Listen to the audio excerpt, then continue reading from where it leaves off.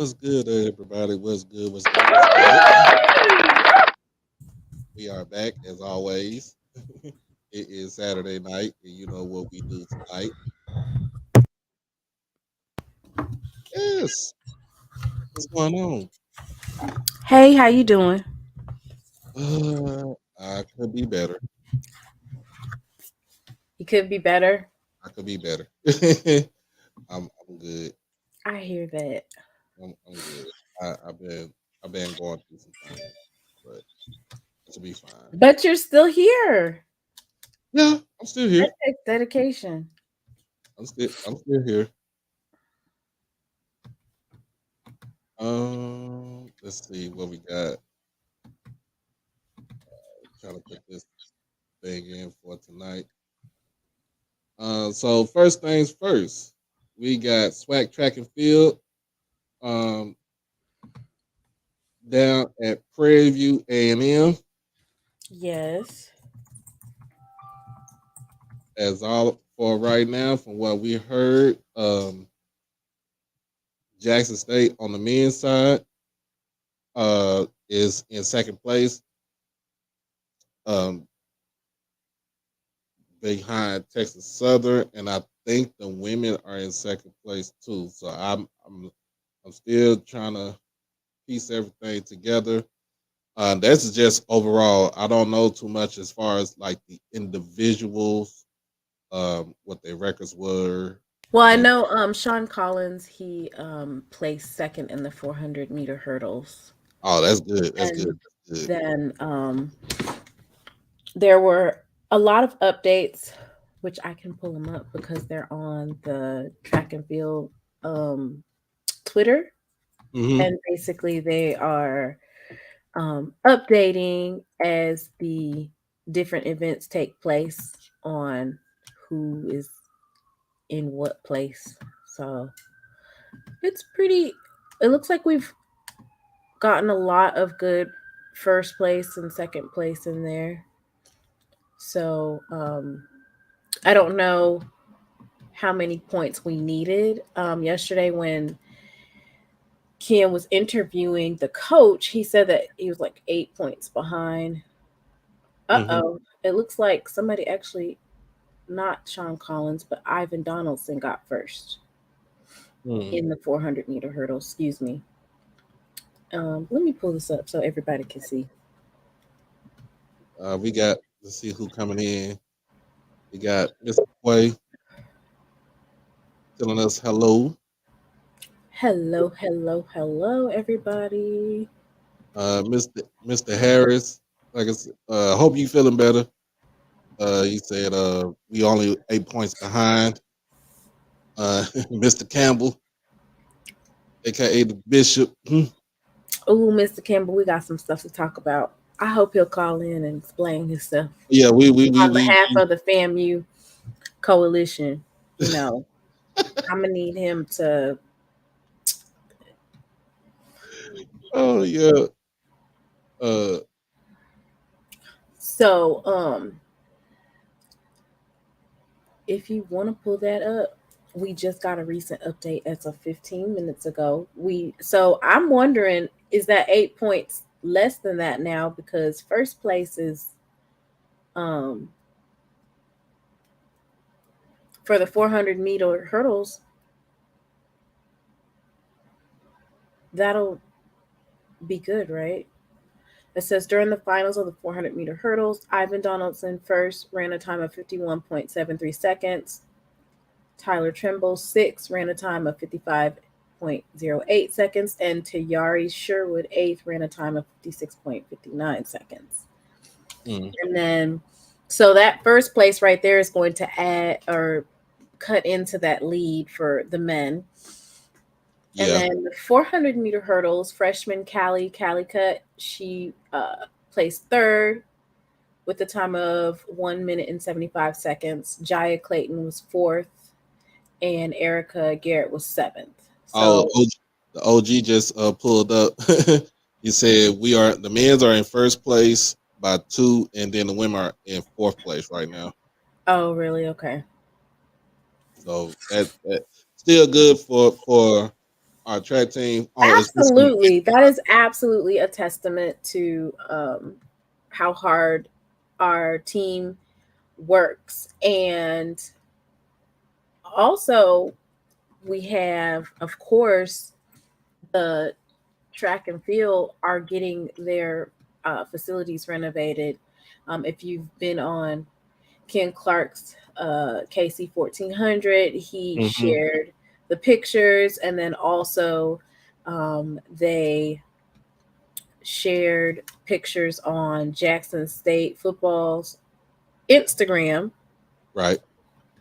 And I think it's amazing that they're getting the track and field renovated. And it also speaks to how good our team is because they've been practicing on a track that needed to be renovated for quite some time, and they're still able to perform at a pretty high level. So that speaks to, you know, The testament right there.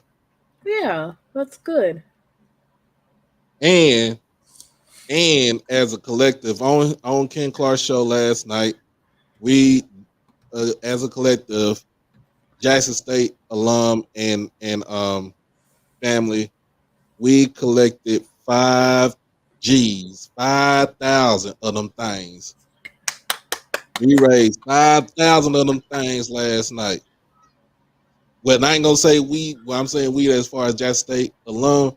I'm saying we as far as the, I mean, is on Ken Clark's show, but everybody was As a uh, collective, as a collective. there's We about 400 to we 500 people in the chat. right 5 G's, y'all. So that's a They that, should that be presenting that check in the next hour or so. When do you think it's going to be over? sure. Depending on what the weather look like down there, Oh, down there in Prairie View, is it because raining where you are? it's not raining, but sure, it looked like it wants to thunder and lightning out this way up in Dallas. Um, we got the big cousin, Lauderdale. What's good, man? What's good? Hey, hey, hey, what's up, everybody? Thank you guys for tuning in to Saturday Night Live. Nah, I'm playing. But first, before we go get into our first topic, we want to go ahead and get this. Got to give our corporate, got to give our sponsors uh, a big old hello. HBCU OverDrive is proudly sponsored by WeWorkForEverything.org. At WeWorkForEverything.org, this is for those who are trying to build for a dream. With their latest hoodies, t-shirts, long sleeve shirts, and accessories and more, you can have it all here at a reasonable price. Black owned and operated out of the great state of New York. Like I said, get suited and booted. Check it out at WeWorkForEverything.org. Peace. And we back. And we back. And we back. Hey. So All Black said it's the track and field event is on the SWAC Digital on YouTube. So that's cool right there. And you already know Miss Aquay, she is up on it with the channel sponsor. So you know, we try to get some things in. And like I said, I'm still gonna work on that other commercial. So I'm gonna give my people a big old shout out. If you are in the DFW area, if you're just visiting, you got family here, you actually want to move here and you live here, and if you are a fraternity or sorority member, any member of the Masons and Eastern Stars, go check out End Zone at the shops at Redbird over in Southwest Dallas. They will get you right, reasonable price, quality stitch, quality embroidery. Get all your you get all of your college t-shirts there from Wiley, Langston, Prairie View, Texas Southern, Jackson State, Southern, Grambling. Doesn't matter whose school it is. If it's there, they got it. You get all your trinkets. You get everything that you need uh, from right there, and is located on 3636 West Camp Wisdom Road in Dallas, Texas 75237. Go check out Mr. Cletus and Miss Cheryl. They are End Zone Embroidery. Peace. Just had to put that out there. They put that out there. So, Good commercial. I like that. That was good. oh yeah, oh yeah, we are good. Uh, so before we get into that, I'm gonna um, take this off for a second, and then we'll bring it back up. I did not know today. I get a call, we get text message from some folks, and they were like, "What's going on in Allen?" I'm like, "I don't know what's going on in Allen. Shoot, you don't find nothing going on in Allen." But apparently, there was an active shooter at the Allen Premium Outlets. I used to work up there. Um, I used to work there about a year and a half ago. Be on the real. Uh, and found out that dude was a gun was suited and booted, talking about tactical gear and everything.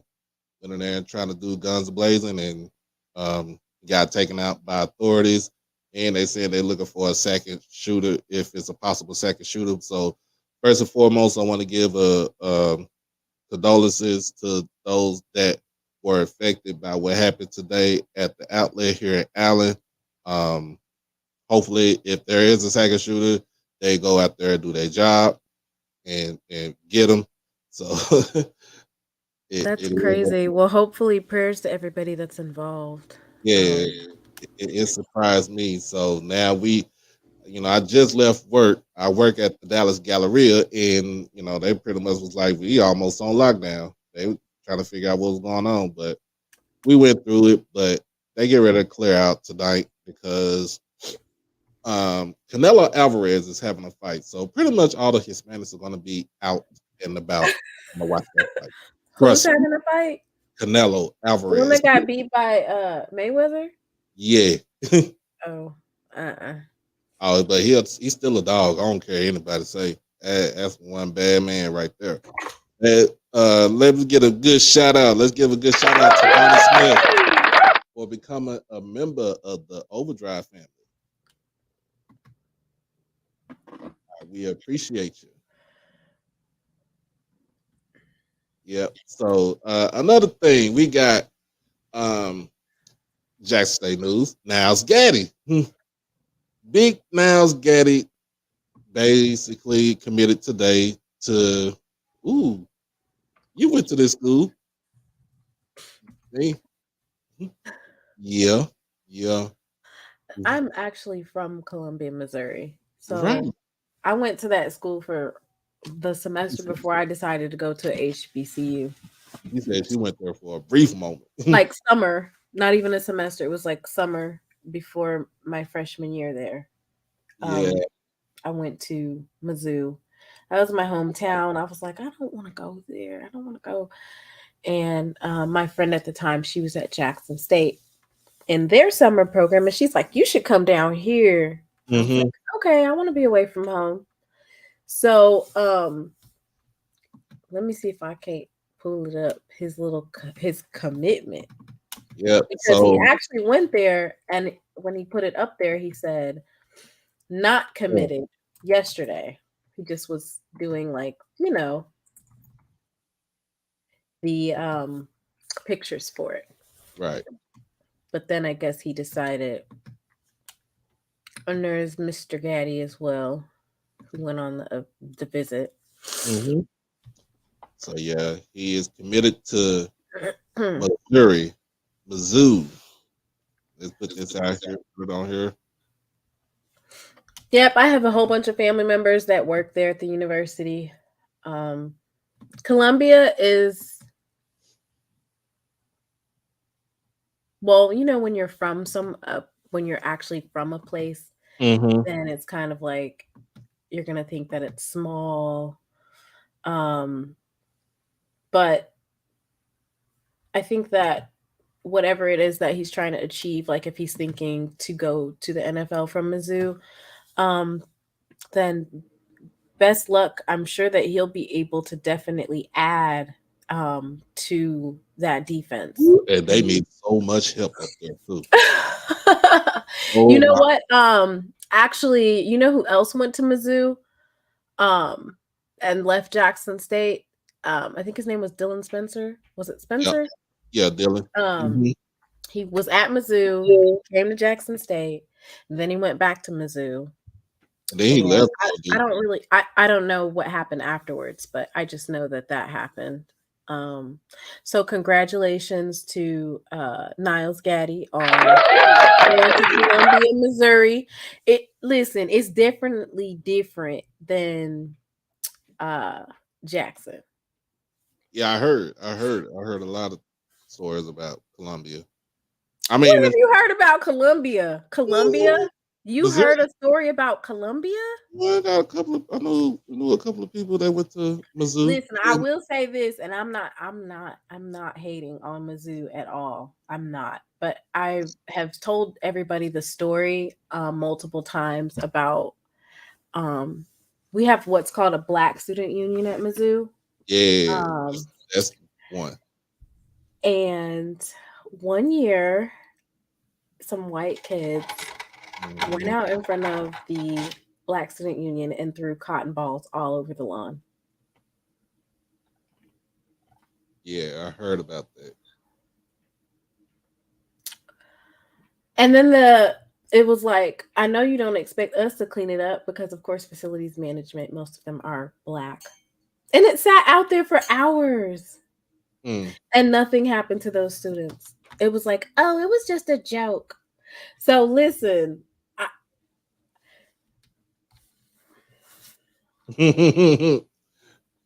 Yeah, I guess going into those types of spaces, sometimes it just comes with the territory, you know? right. But I will say this, Columbia, it's a small town, so I'm sure that Gaddy will do well, especially on the defense. Oh yeah. And they had one person drafted this year and two people last year. Hmm. Yeah. I So just just a little white fun. Really, really. Come on, bro.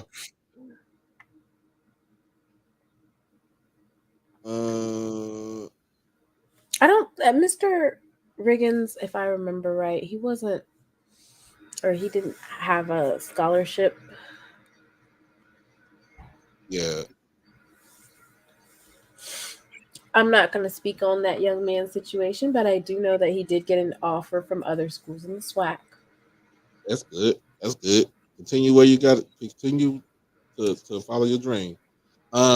Shout out to let's give another shout out to Tony Gray, Jackson State. He Yes. Let me got pull up Tony signed a Gray. contract to the Edmonton Elks of the CFL, y'all. Look, And that is great. You know how great that is that Tony Gray got that opportunity? it's It's great for a multitude of reasons. And of course, there's not necessarily one thing that we can attribute him getting to play at with the in the CFL, but I will tell you that there are some opportunities that Tony Gray got to take advantage of. mhm, One of those being the HBCU Legacy Bowl, right. where there was all those scouts. You know, there was a lot of negative connotation with regard to whether or not that's actually helping young men get to the NFL, but we have to be cognizant that there's other pro football leagues that they can go to. So Tony Gray was able to perform at the HBCU Legacy Bowl and Combine, and then he was also able to participate in Pro Day with those 27 NFL teams and one CFL. Was it one? I think it was one CFL scout Yeah, at CFL his Pro scout, Day. and they pretty much if that CFL scout, that was pretty much the Edmonton scout. So, like I said, a it is better than not giving up and trying to pursue your dream and just sitting at home on your ass, and you don't want to do that. Nobody wants to do that. You know what I'm saying? Unless you just a bum. And then the other thing is, it's like you can make between $60,000 to $100,000 in the CFL. But here's the thing: regardless of what it is that you're making, you're still able to play a sport that you love, and that's what you're clocking. Like you're clocking your 9 to 5 is playing football, which is something that you love doing anyway. How is that not a good thing? Mm-hmm. And if he develops, then maybe if there's something that he wants to transition to, if he wants to come back to America and be in the XFL, or even if he develops, he can get in the NFL. So Yeah. it's still an opportunity. So Always. congratulations to Tony Gray. Also Al Young as well, right? Al Young is signed with the Ottawa Red Blacks. So be on the lookout on Monday. Remember, Monday night, I will have an interview with Al Young. So he will be on the show Monday night. And so for many of those who don't remember Al Young was one of our football players who had a UDFA last year to the New York Giants. Mm-hmm. And things didn't work out, but now he is signed for the Red Blacks in the CFL. So once again, it's another Jackson State student athlete who's going to be able to participate at a higher level outside of college. Yeah, man. Look, Al Young. Al Young. The way he plays, his size, his skill set, he is the total package for a defensive back in the NFL. He could play either cornerback or safety. He can track the ball well, and he is a hard hitter. So that's what I'm saying. Hopefully, he will be able to get the chance in Canada. But like I said, with both of those guys being in Canada, I think we had some more that was in Canada also that went there. I know Warren Newman had went to Canada for a little bit. Yep, he's with the USFL Generals now. Yeah, he's with the New Jersey Generals now. So he's back in the States. So that's a good thing. And they actually, I don't think they play tomorrow if I'm not mistaken. I wouldn't say like you were saying the CTE issue, but still, it's not the issue. It's the fact that these men wants to continue to play the game that they've been playing since they was like 5, 6 years old. I think as far as with the CFL, I know they got free healthcare. So it's Canada. So they got some healthcare up there. So if something happened to them, they're gonna be taken care of, well taken care of. We need to get Mr. Campbell up here because I need to know what's going on with FAMU. What's going on with FAMU? We need Mr. Campbell up here ASAP. I mean, it's not just Mr. Campbell, but we can just call out FAMU now. Anybody from FAMU wants to step up, and let's It's not just them. There's some other folks we can call out that's in the SWAC. Where's the article at? Shoot. Let me see. I thought I seen it on something. Look, I found it. You know, if it's one thing I'm gonna do, I'm gonna find it. Now, not necessarily would I go to this particular outlet, but they have it already, already populated, so I will pull it up. All right, and so for right research now, purposes. right now, I'm gonna bring my guy up here, David Rose from Panther Nation Podcast and HBCU Nightly. He ain't SWAC. He is not swag. Yo, What's good, Dave? what's up? What's up? What's up, guys? I'm here chilling. I'm in your parts. I'm at your airport. I'm at your airport. She loves Where? thee. You're in Charlotte or I, Greensboro? I'm in Charlotte. I was in Okay. Greensboro yesterday. Okay. Hold on, I'm go at the ahead and take it airport. over. But come on. How you doing tonight, Mr. Dave? I'm here. I'm just trying to go. I'm trying to get home. This is my second time flying back from Charlotte, twice in a week, so can't complain. Do you like our airport? That's one of the better airports that I don't mind getting stuck at. I'll say that. At least I'm an hour away from home. I'm from Columbia, South Carolina, not Missouri, and they're racist in that Columbia too. I would say Columbia, Missouri is more so like a throw your rock and hide your hand. Columbia, South Carolina, they'll throw a rock at your face, in front of your face. Yep, and they will walk around with the white hoods with no problem at all. Oh, we good on that, bro. Sure. Look, I know. I just remember on Twitter. I just remember on Twitter when folks were trying to figure out what was the number one seed, and I said, if you guys don't understand what South Carolina is, I don't know what to tell y'all. It's different. It's just different. Right. So we got these APRs hitting the marks. So this is compliments of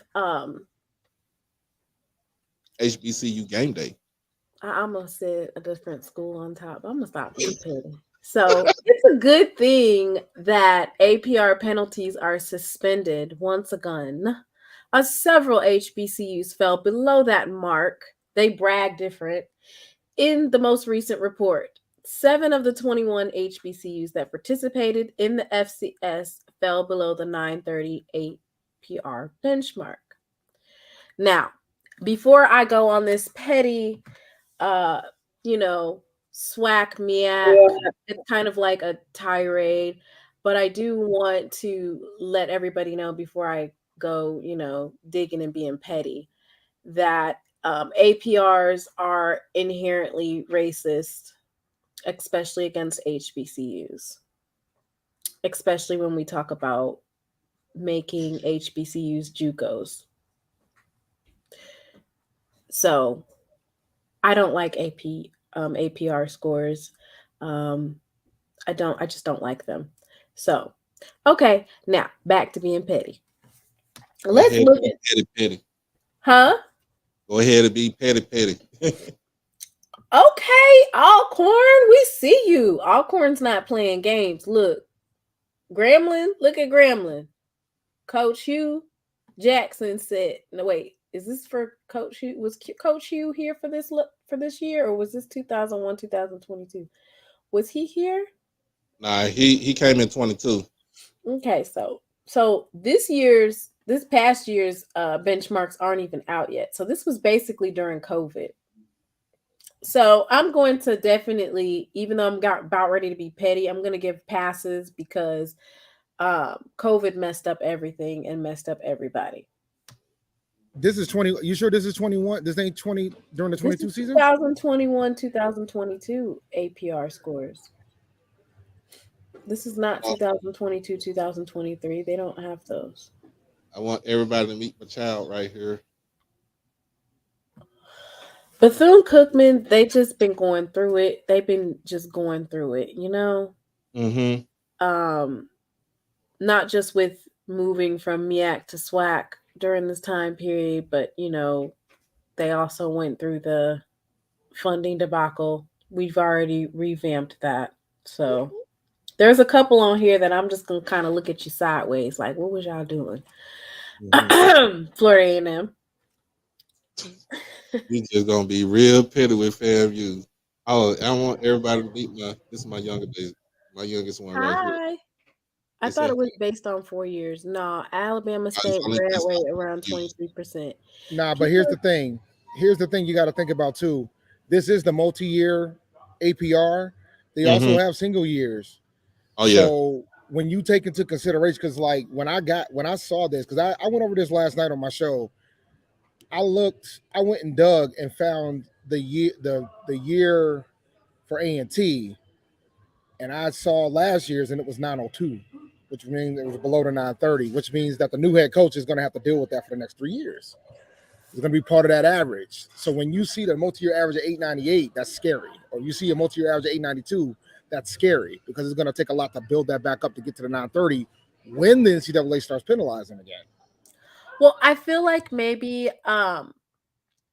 FCS schools, or maybe it's just HBCUs, need to collectively demand that APR scores be wiped from the planet. And there's a couple of reasons why. Number one, the transfer portal is going to decimate. So if this is what their numbers are now, the transfer portal is going to further decimate those numbers. It's not even going to be attainable. Probably most schools in the FCS, because that's going to affect everybody, right? Because everybody's transferring. It ain't just us. It ain't just FCS. But, it's about matriculating. But the problem is FCS teams are disproportionately affected by it. So FBS, there was a study done, and what they found out is that in the FBS, the Black student athletes are not graduating. They don't graduate. Oh, yeah. Yeah, that's a fact. And it's up to par the amount of Black athletes that they have at their programs. For the most part, those student athletes are not graduating, but you also see that they are not being affected by the APR. Yeah, that APR really, in reality, that APR wasn't meant to hinder the HBCUs. It was basically to hinder all of FCS because you can't get into the playoffs, you can't do this, you can't do that, but the ones that really get penalized are our institutions, our athletic institutions. So, but the question I have from football standpoint, because then this is just mainly for the MEAC and the SWAC, right? Do you guys penalize folks when it comes to being eligible for the Celebration Bowl? Because in the grand scheme of things, it's not exactly like it's ultimately the MEAC and the SWAC's decision on whether or not you're going to decide if you're going to have a football champion or not. Right. Well, see, that's the thing. Like, MEAC doesn't have like a MEAC versus MEAC championship. Like, we have the SWAC championship. But if they went out and qualified for the Celebration Bowl, then they are ineligible for that championship. So in 2019, Florida A&M self-imposed themselves. Right. That's why I have no pettiness. That's why I have no pity for them when they use that excuse, because they made the decision to back out of being eligible for the bowl game, even if you did have the better conference record than us. I don't think that. So they let somebody else play in their place. Is that what you're saying? Or they went and still played? What happened was Florida A&M made the decision to make themselves ineligible to win the conference title. They played their games, and they ended up with a better conference record. But A&T was second. So A&T went to the bowl, and A&T won. So y'all are the de facto winners. No, we are the champions because we went and played the SWAC school. Right? No, we played the SWAC school.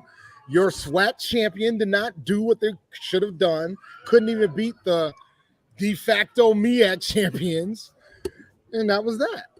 But, I just remind the FAMU folks all the time, like, look, I don't care what it was, how it happened.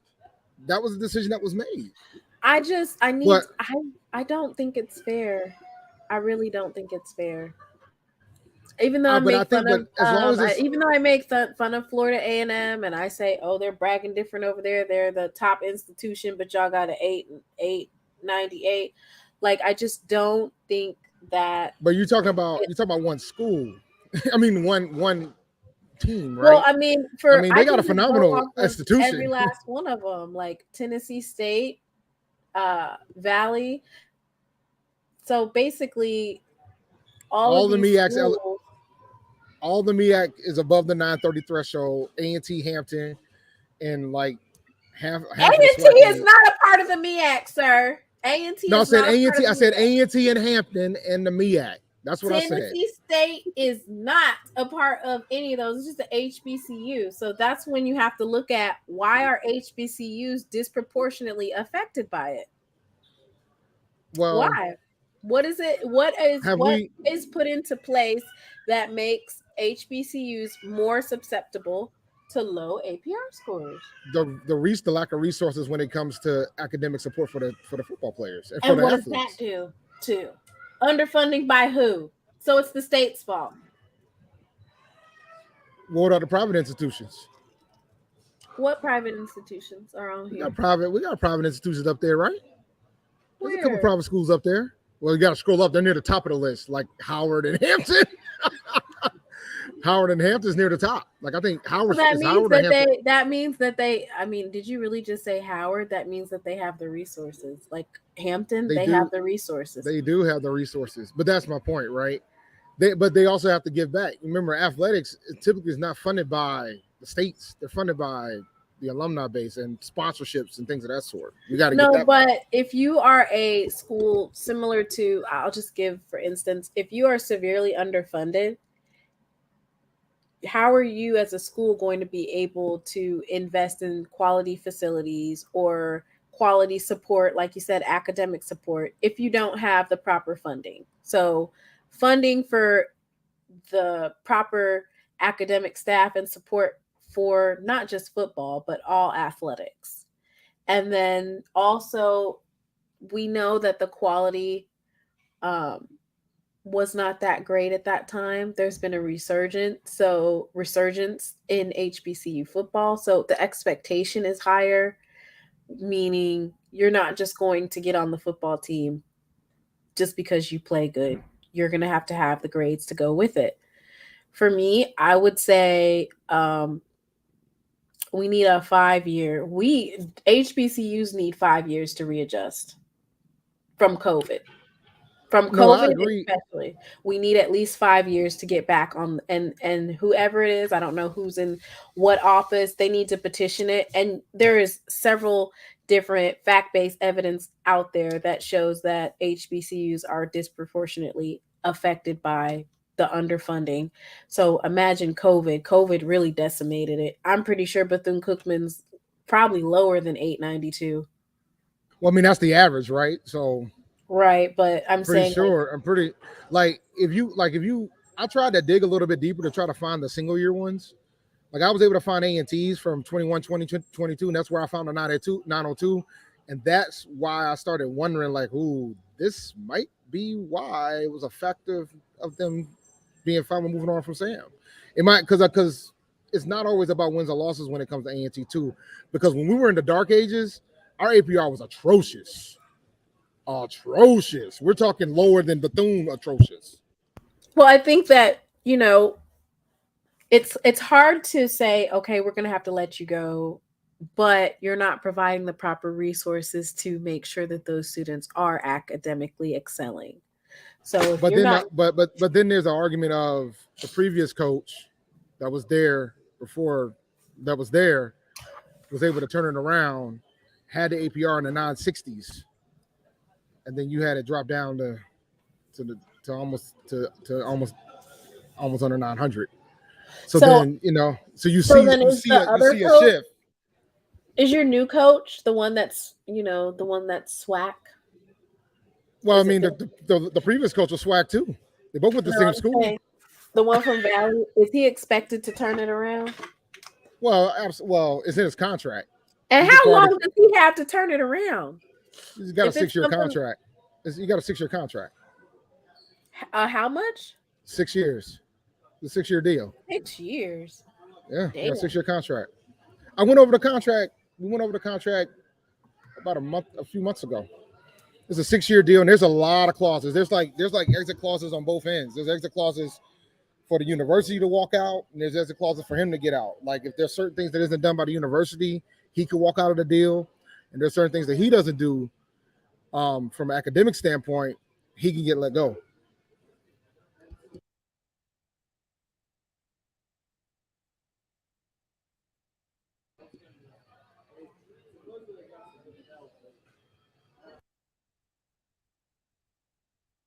Sorry.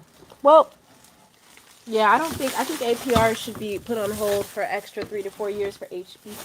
I'm not going to say all of FCS because I don't need to advocate for North Dakota State or anybody else. I'm advocating for HBCUs, and I think that HBCUs need a little bit more time to readjust due to the fact that they are um, underfunded, and so No, they're I'm going to with need you. extra couple I'm years. I'm with you. I think they should get more time, and I think they will get more time. I think the big concern right now is it's going to be interesting to see how things go. Like I know when A&T lost all those players, the first thing I looked at was, all right, did these kids graduate or not, to see whether or not it's going to affect the APR. And the That's what ones, I was pointing out. Jackson State had a lot of players go to the portal, but a majority of the team that we lost were grad transfers. Grad transfers. I think it was the 9 or 10 that went to Jackson State, but the rest of them, they were all graduates that went either to, you know, wanted to go to the draft or they graduated this past May, which means that's not going to affect our APR. yeah, so that's the key. Like it don't matter if a lot of folks transfer; it's just a matter of whether or not it's going to affect if they've already graduated at that particular institution and where they end up going. Like Tootin didn't graduate yet, but Tootin ended up going to Tech. So I have faith that he's going to get out of there and graduate. But He's a smart kid. Dez Bryant did say that we athletes, we're not trying to get a degree. He said that yesterday on Twitter. He said, "We're not trying to get a degree."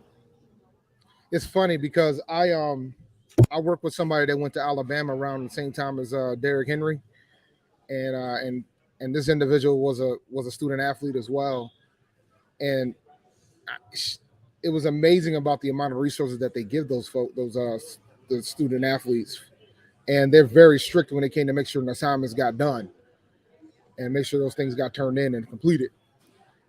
They wouldn't let them go anywhere. They made them go to these things before they could do stuff. Like it was something serious to make sure those folks are eligible.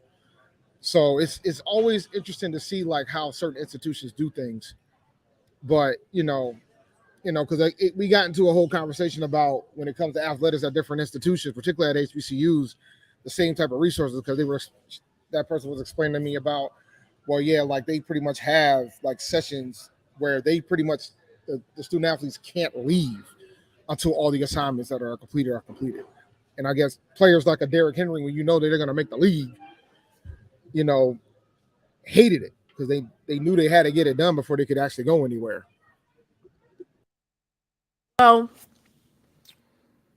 it's interesting to see the shift and difference between what the expectation was at Jackson State with regard to kids doing their homework. And also interesting that these kids are online, like 100% online. For like a lot of the student athletes, all of them are completing their work online. So I guess they don't even have to go to class. They basically, and that's probably why they have so many study halls. Yeah, they have to, right? I mean, but you know, but then the other thing that another thing that was an interesting discussion that we talked about too was about the fact that the crime rate's been increasing in Tuscaloosa. So now they're worried about the fact that it's not as safe as it used to be because of all the new gun laws that's happening in the area. So, because it's an open campus and with the new gun laws, anybody can come in there and act a fool. So it was just fascinating to see like the differences in some of the challenges that some of those historically white institutions. But but either way, I mean, I agree. The APR, it's it's it's a necessary evil that needs to go away. It'll be interesting to see if something will give with regards to that. But I think Florida A&M is going to be able to turn theirs around. I mean, it looks like the president of FAMU is finally serious about hiring the right people. They've got a new AD in there, and I think she's going to do a really good job. So it'll be interesting to see what they do. I think they're gonna turn around and go on the right path with regards to that. So I think long term I don't think they got too much to worry about.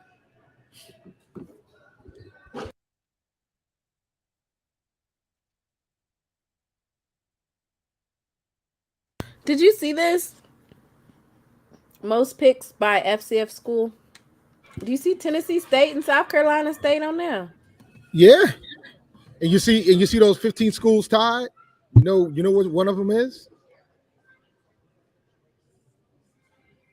What? A&T is one of them. One of the 15 schools tied at 3.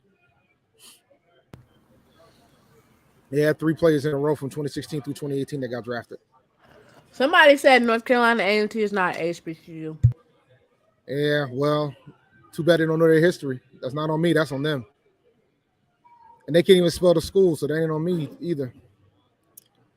But He said North Carolina AT&T. Hey, yo, real talk. If it was real talk. If it was, and it's funny because we got a lot of our stuff sponsored by AT&T nowadays too, which is the most hilarious thing ever. Our spring game was sponsored by AT&T. It's hilarious. Why they always jumping HBCU forums? Because we're an HBCU, bro. Live with it. I thought it was interesting that we see Tennessee State and South Carolina State on here, but for some reason, what's his name? Dez. For some reason, Dez Bryant thinks that we should go to the Big 12. Yeah, pull that up. I'm sorry, y'all. Man, do we So want to? we Do should y'all go. really want to? So do we y'all should really go want to to talk about this. That's the reason why you came up here, because we would talk about this. Nah, I actually wanted to talk about the APR. Oh Lord, come on now. No, seriously. But I will say this about the picks by the FCS schools since 2014. Tennessee State being high on this list says a lot about their conference, but I don't think nobody's saying Tennessee State's not a HBCU. And shout out to Jay, my boy Jay. Nobody ever questions whether or not Tennessee State's an HBCU, and they've been out of the MEAC. They haven't been in the HBCU conference in what, 35 years, almost 40 years now. So, and they got as many draft picks as South Dakota State. And it just reads on. But yeah, on the real, go ahead and pull up that the eventual tweet that Dez put up. He brought up there, and we can kind of see, we can decipher that right there. Which one are we pulling up? The one where he responded to people, or just the first one where he first one. Oh dear God. Listen, I don't want to talk about this either, man, because I just don't like misinformed folks saying like reckless abandonment things. This right here fits the bill for me.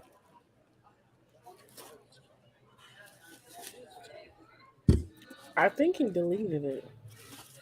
Oh, somebody called him. I wonder who called him. I mean, he didn't. Let me see if I can find it.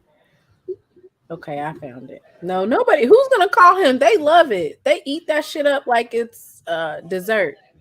There it is. In order for a HBCU to thrive, you're going to have to throw these colleges into these big conferences like the Big 12, Pac-12, SEC, etc., and allow these colleges to get better over time. Let's keep it real. So why Texas Tech ain't gotten better, or Vanderbilt? Like, they play these big colleges. Why they haven't gotten better? But the thing is, Vanderbilt's job is to give credibility to the SEC as a nerd conference, even though they don't have that much credibility with regards to that. That's what Vanderbilt's role is, yo. Their job is to be there. They're like the Brooklyn Brawler of the SEC. Their job is to be there and be like, yo, we got all this research money for everybody. And they work together as a conference with that research money to give them credibility from a research standpoint. That's Vanderbilt's role. Their role ain't to win anything in football or basketball. What is Dez Bryant's role? You can say they win with basketball, but their main thing is baseball. So it really doesn't. Yeah, but it's non-revenue. Like, it's baseball, but it's a non-revenue sport. So they scheduling money games like the rest of the FCS? No, they don't have to. Their money games is all the SEC. Is the rest of the SEC? That's they get money out that TV. They get money out that conference money. Yeah, that's their money game. They get beat up by the rest of the SEC. There's some HBCUs that could probably be Vanderbilt in football, guys. You know it, and I know it.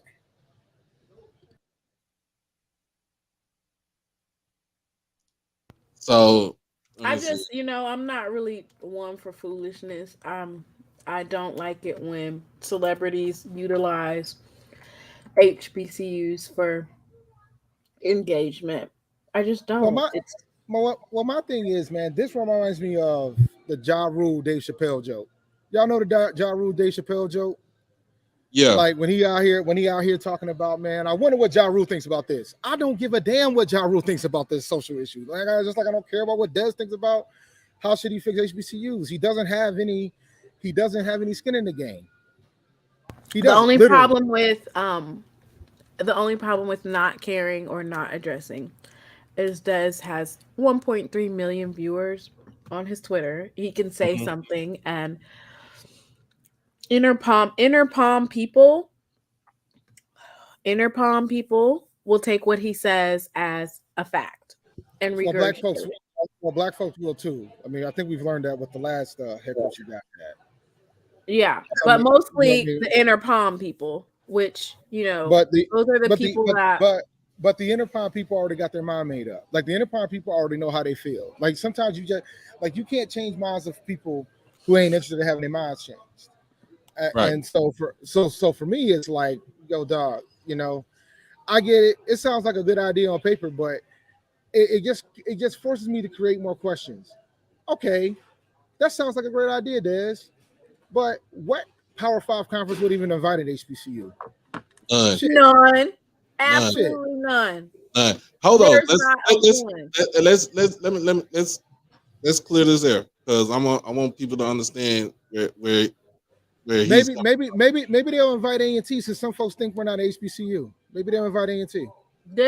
Where you at? That's as good as it's gonna get. So let's get what. Okay, so Maybe that's the possibility. Maybe since since we're not HBCU and all, maybe they'll invite A&T. so let's get this straight though. So you got Dez Bryant who went to Oklahoma State. Now he was a great high school player. You know what I'm saying? Lufkin High School, East Texas. Um, he he gets to Oklahoma State. Now I'm gonna tell you about Oklahoma State. Everything that Oklahoma State has gotten in the last 20 years was funded by T. Boone Pickens. Excuse me, y'all. T. Boone Pickens was basically he was an oil man, straight Yeah, he's up. the oil guy, right? Yeah, Oil guy. he He was an passed. oil tycoon. He's an oil tycoon. He passed away a couple of years ago, but his inheritance, he has put in almost over $1 billion in restructuring everything Oklahoma State athletics.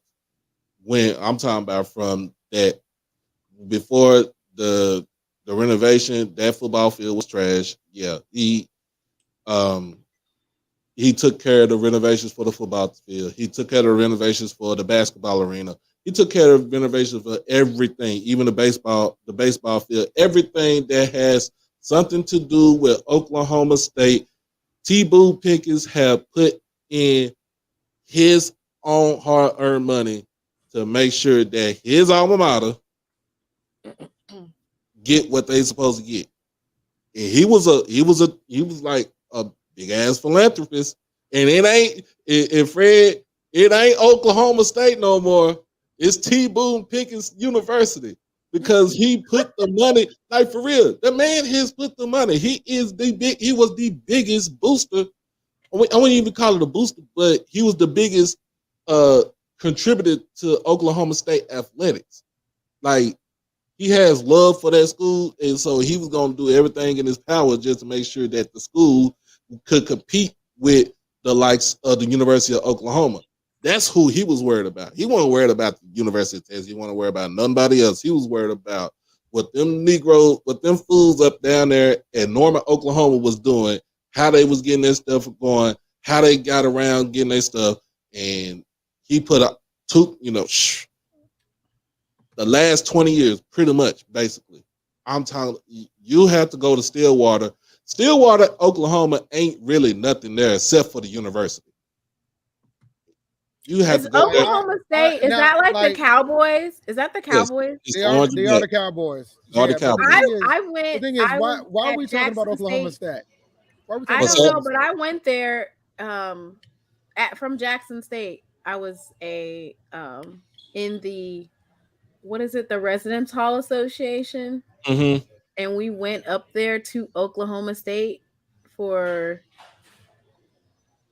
the RHA whatever convention.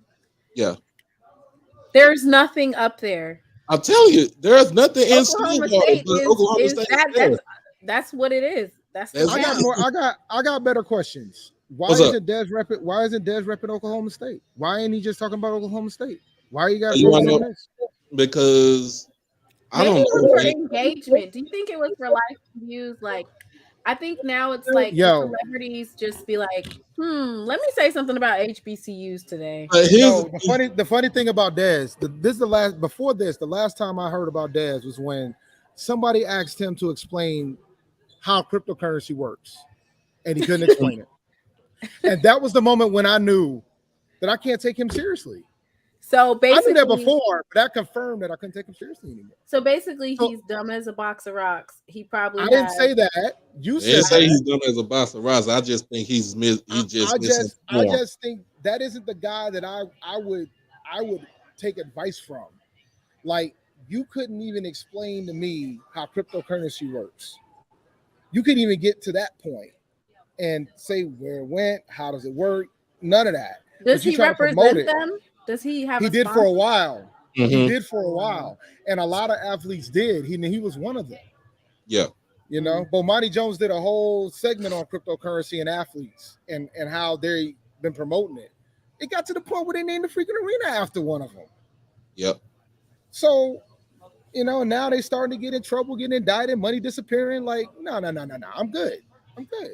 Y'all They can have were plenty just money. basically brand ambassadors. Like, hey, post this about X, Y, and Z, and we'll give you a kickback. Somebody see. said he's slow as a paint drawing. Come on, Jace. Oh man, but let me put it like this though. Let me put it like this. I'm gonna pull this back up. I just think we, like last night at the NHBC Nightly recap, Coach Green came in. He wanted to talk about Dez, and I was like, no. The beauty of my own show is I ain't got to talk about this. I'm closing the show. It's real. Oh. Okay. Well, I just let him know, you know, in a nice way that he's unqualified to speak on HBCUs in any capacity. You know, he did call me.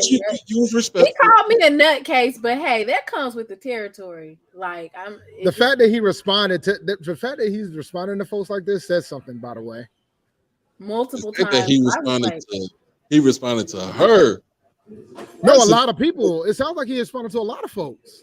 Oh yeah, he was just trying to let I mean, I told him that he had CTE. Maybe that wasn't nice. Why did you tell him he got CTE? Come on, that's real sensitive right there. That's a sensitive. Because there's no other explanation for. He was just. I'm not taking enough as I'm not. He said it's hard to grade talent from an HBCU because of the talent pool there. The lack of support and players willing to play at an HBCU. It's a reason Prime took himself, his son, Shedeur Sanders, and Travis to Boulder for better opportunities. To which all I said was, and you know what? I didn't say it. Paul Feinbaum said it. I didn't say it. I usually don't say, like, if I say something about somebody, I usually have evidence to back it up, or somebody else said it and I just post it. So he said that it was a garbage job, that nobody wants the job. But I bet you if he wanted to coach and he needed to get a break into coaching and he got offered that job, his ass would have took it. Who beat up their mama? Dez Bryant beat up his mama. Yeah, that was his rookie year in Dallas. Yeah, that story ran mama, like put hands on his mama.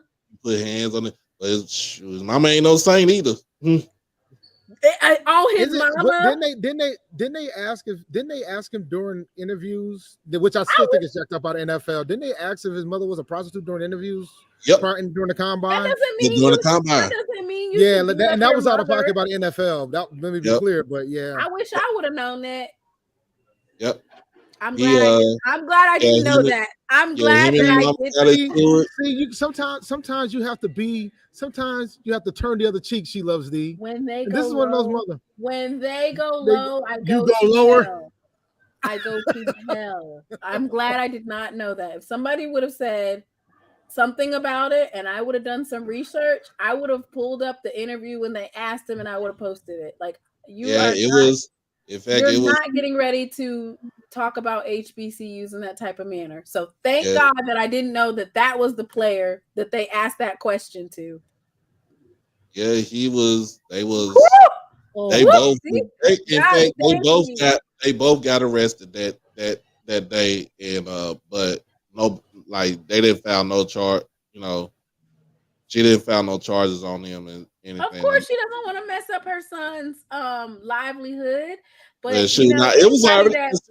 See, the thing about him, his livelihood was already. He was already tarnished when he came into the NFL because during the he got suspended after the first game in Oklahoma State his junior year because he lied to the NCAA about meeting with Deion. Deion got him for, excuse my language, Deion got him. You know what? I made a statement like that. I said, you can, because he was talking about that. I said, you can tell us about those NIL deals that you were taking in college. See, I knew it just be, the thing about it was he didn't have to lie about it. It was he had dinner. It was a dinner with Deion Sanders because Deion wasn't being presented as a booster or anything, but he lied about it to save face and saying because if Deion would have paid for that dinner, Deion would have been considered a booster, and then Dez would have got in trouble. He would have got suspended for impermissible benefits. I remember this. So he's still talking. See, and that's the thing. Like, if you still talking, that means you still want some smoke. And that's Dr. Hall that's letting him know that he's being that he needs to just be quiet, you know? And he's being disrespectful. But the thing is, man, like you expecting this dude to listen. The dude is a millionaire. At least I think he's still a millionaire, but the dude is a millionaire. The dude was at one point was one of the best wide receivers in the NFL. Yeah. Antonio Brown was one of the best. And look at what happened with him. Look at him. Look at him. Tell me the game where Dez Bryant got knocked silly, so I can pull it up and post it. Don't do that. See, don't do that. Okay, I'll look it up myself. No, honestly, I don't watch enough media. I don't watch enough Dallas Cowboys games. They don't make the playoffs enough for my taste. Doc knows. Doc knows. Doc knows. So I don't you know what? Never mind. I know my son's grandpa is a diehard. He would know. I'm getting ready to say which game, what year did this man get knocked silly? Because I don't think he got his sense back since he got knocked. It was a game. I don't even think it was a game he got knocked silly. I just think to me it was this is my thing. The man is misinformed, and he does not have the right to speak about our institutions, our athletic institutions in HBCUs. So he does not have. He got first. He could talk about whatever the heck he wants, but he just got smoke. I mean, he got rights just like we all do, right? You know what I'm saying? He can talk about whatever you want. You're right. It's just like freedom of speech. You are free to say whatever you want. You will also, because of you exercising that freedom of speech, other people are going to exercise their freedom of speech. They're gonna give him a smoke, and that's fine. He can take the smoke. This is why. No, I didn't want to talk about this last night. This is why I didn't want to talk about last night because it's just a waste of energy. Like we are here spending our time on this, and we're giving him all this energy, all these reactions. with his NFT gorilla up there. You know what I'm saying? Like we giving him all this smoke. We seen all this. It's Ain't not nobody buying no NFTs. That was just used to nobody. funnel. No, none of funnel. y'all ain't buying no funny money. Y'all ain't getting to the It's funny used money. to funnel. It's used to funnel at money. Basically, it's like illegal money. Basically, that's how they funnel illegal money. It's unregulated money. That's all it is. Yeah. Like here, It's I'm let's spend $5 million on this digital art. They're I just was trying to get funneling. real talk though. I was trying to get my daughter to do it, man. And she's talking about environment. I was like, forget the environment. Let's be a millionaire. What's the worst can happen? You can draw these things. They give you some money. The worst thing that can happen is that you don't make no money. You ain't making no money off of it anyway. You might as well try it. What's the worst that can happen? That's the way I see it. Hey, Aren't the people that are doing it though? They're funneling the money though. Look, listen. So I think the concept of NFTs is kind of like microtransactions in video games. It's gotten excessive. I'm gonna It's leave. I'm got gonna leave Des. I'm gonna let Des make it. You know, you like gonna let Dez make? once you told me, Dez is once you fine. told me that he was linked to such and such, I was like, oh, okay, this is what that is. Now I No, know what because it is. the thing was, this is I'm gonna tell you the story, right? So the story was he he was in Dallas, and then he was still a student at Oklahoma State. So of course Dion was still staying here in Dallas at the time. He didn't, Dion ain't left not one time out of Dallas. Uh, so Eugene Parker was Dion's agent, who basically, what I'm saying, before he passed away. Uh, as one person he learned a lot of things from too. They met with he met with Dion and Eugene, but because Eugene was, Eugene was a certified agent for with the NFL. At that time, they looked at it that said that he was trying to persuade Dez to, jump into the draft, so where he could get drafted and everything like that. But once the NCAA asked about it, he lied. He pretty much lied about it, and he got kicked off the team. Well, he didn't get kicked off the team, but he got suspended for the rest of the season. Like he only played I think either one or two games that season. That was 2008 because he got drafted in 09. So 2008. So he didn't see the field for the whole year after that. And then all the issues, when I say issues, all the stories about his mom being a dope dealer, because she was a dope dealer on the real. That's Wait, was she? So yeah, she was basically, a dope dealer in Lufkin. She she was like Mary J. Blige off of on Power. Power. Yeah, she was Don't do slanging them that. rock. See, like, look, man. No, Like this for real, is. it was well documented. I know it was well documented, but look, man, like I ain't here to be out here slandering that dude, man. That man had an opinion. That dude, we didn't Hey, agree with him. We didn't agree with him. He's already He's in not the slandering HBC. him. He's just telling a I'm factual just telling I'm statement. just telling the You're backstory for just, those you're who don't just, know. you're just reminding the history of it. I get it, Yeah, but but I'm just saying. But all I right, mean, all right, and you're a Cowboys fan, so I'm gonna ask you. Since we're talking about Dez, let's talk about Dez's career. come on now. Do you think he's an NFL Hall of Famer? Nah, All right, as long as we're on the same page. nah. As long as we're on the same page. All right. He'll more likely be in the Cowboys Ring of Honor, but he won't be in the Hall of Fame. You think he's worth to be in the Ring of Honor in Dallas? He's I not going to be don't. a Hall of Famer. Nah, Hell he's not gonna be no. a Hall of Famer. Well, when All I I'm gonna posted the 4 Jackson State Hall of Famers, his response, he laughed at it and was like, "They're all old." He's all not I'm gonna gonna be a say Hall of is Famer. all I'm gonna say is this: Steve Smith Sr. is like top 10 in like multiple categories in NFL history, Right. and he's not even in the Hall of Fame yet, and it's a Yeah, but I'm travesty. gonna say it like this: he'll be in the Hall of Fame, and if they even think about putting Dez in the Hall of Fame, I'll be like, "What the hell wrong with y'all?" Well, he didn't win a Like, ring, so that ain't gonna help him anyway. I mean, Oh, but I'm he, a Like, he didn't win a ring. ring of He didn't win honor a ring, without a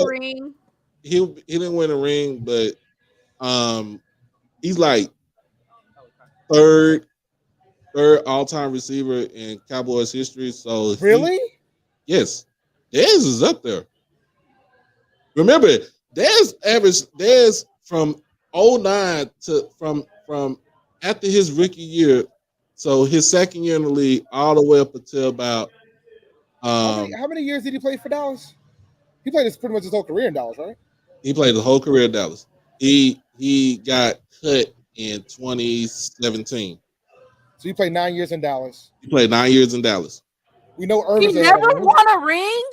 No, but they only won. We didn't win a ring. I don't even think Dez won a playoff game. Did he get one playoff win his entire career? Yeah, he got one Boy, playoff don't win. tell me that. Oh, he got one playoff win.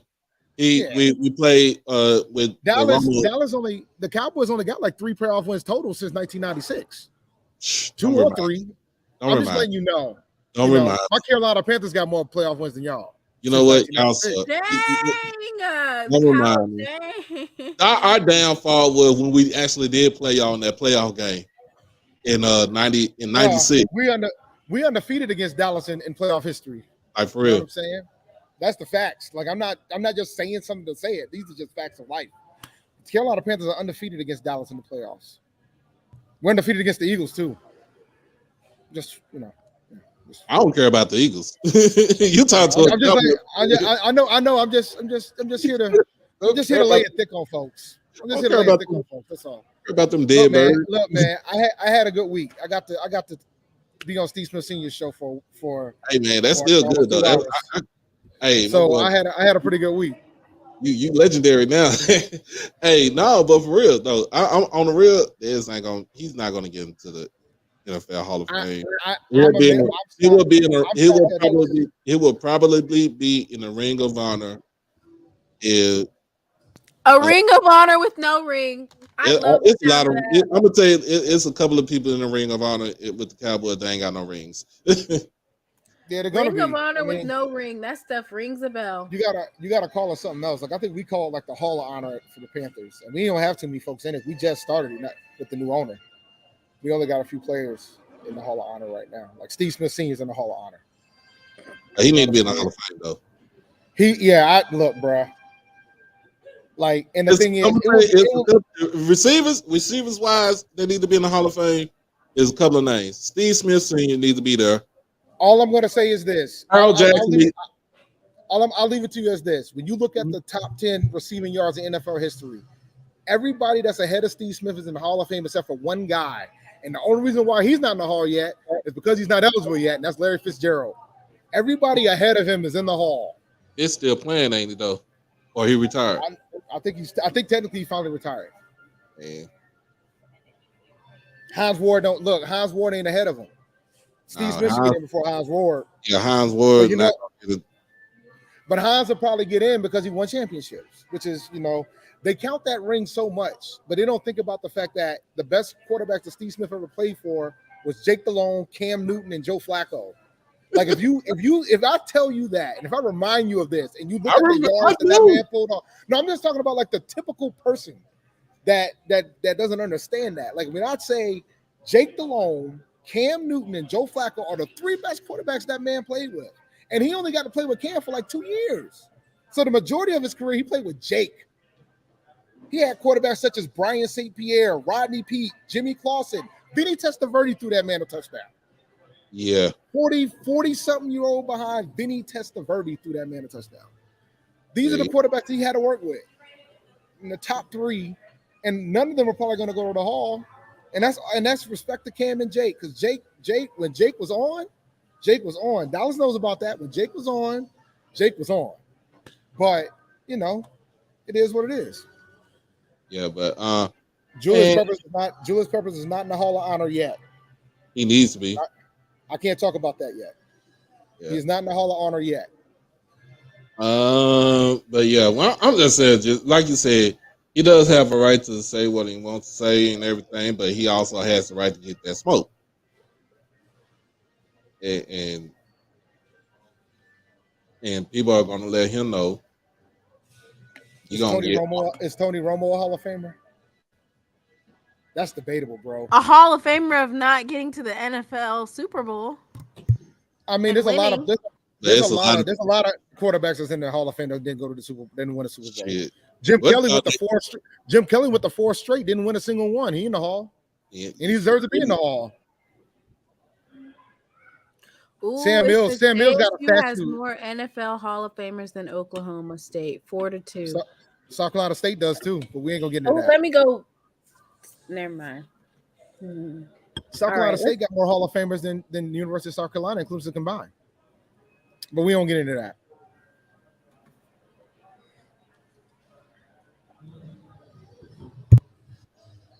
Yeah. But I was Sam Mills is in the, somebody asked about Sam Mills. Sam Mills is in the Hall of Honor, and he's an NFL Hall of Famer, and he has a statue like in front of the stadium. He's Panther Lord. Dog, he came up with Keep Pounding. So yeah, he's a Panthers loving. Steve Smith got insulted when I said that he was the greatest Panther of all time. I called Steve Smith the greatest Panther of all time. He said I'm not the greatest Panther of all time. That's Sam Mills. I was all right, you got it, bro. Discussion over. But I'm gonna say it just like this too. We get back to what we was talking about, and the reason why he said that HBCUs need to go to the Power 5 conferences to elevate their players, their player draft status. I'm like, dude, it doesn't matter where you at. I was trying to say something. It doesn't matter. It doesn't matter where you go in the draft. It's about what you do when you get there. Right. That's it. And I said this last night, man. People are all up in arms about the fact that HBCUs only got one draft pick. But for me, once you hit round 6 and 7, sometimes it might make more sense to be an undrafted free agent because you get to pick where you go. You get to decide whether or not you got a shot to make the team. You can actually explore the landscape and figure out, especially if you got multiple teams looking for your services. So you figure out the best option for you. They're bidding for you. Yeah.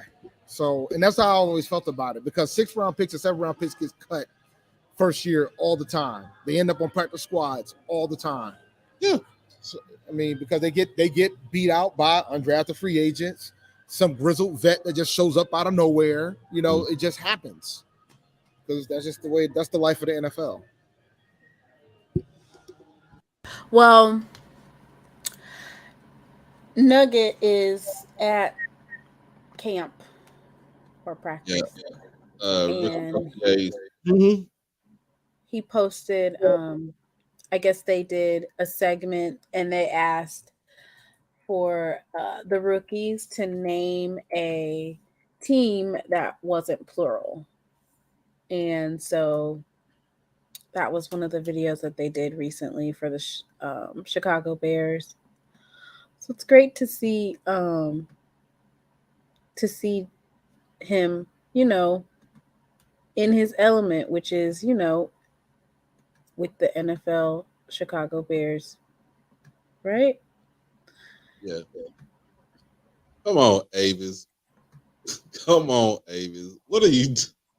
Let me see if I could pull it up.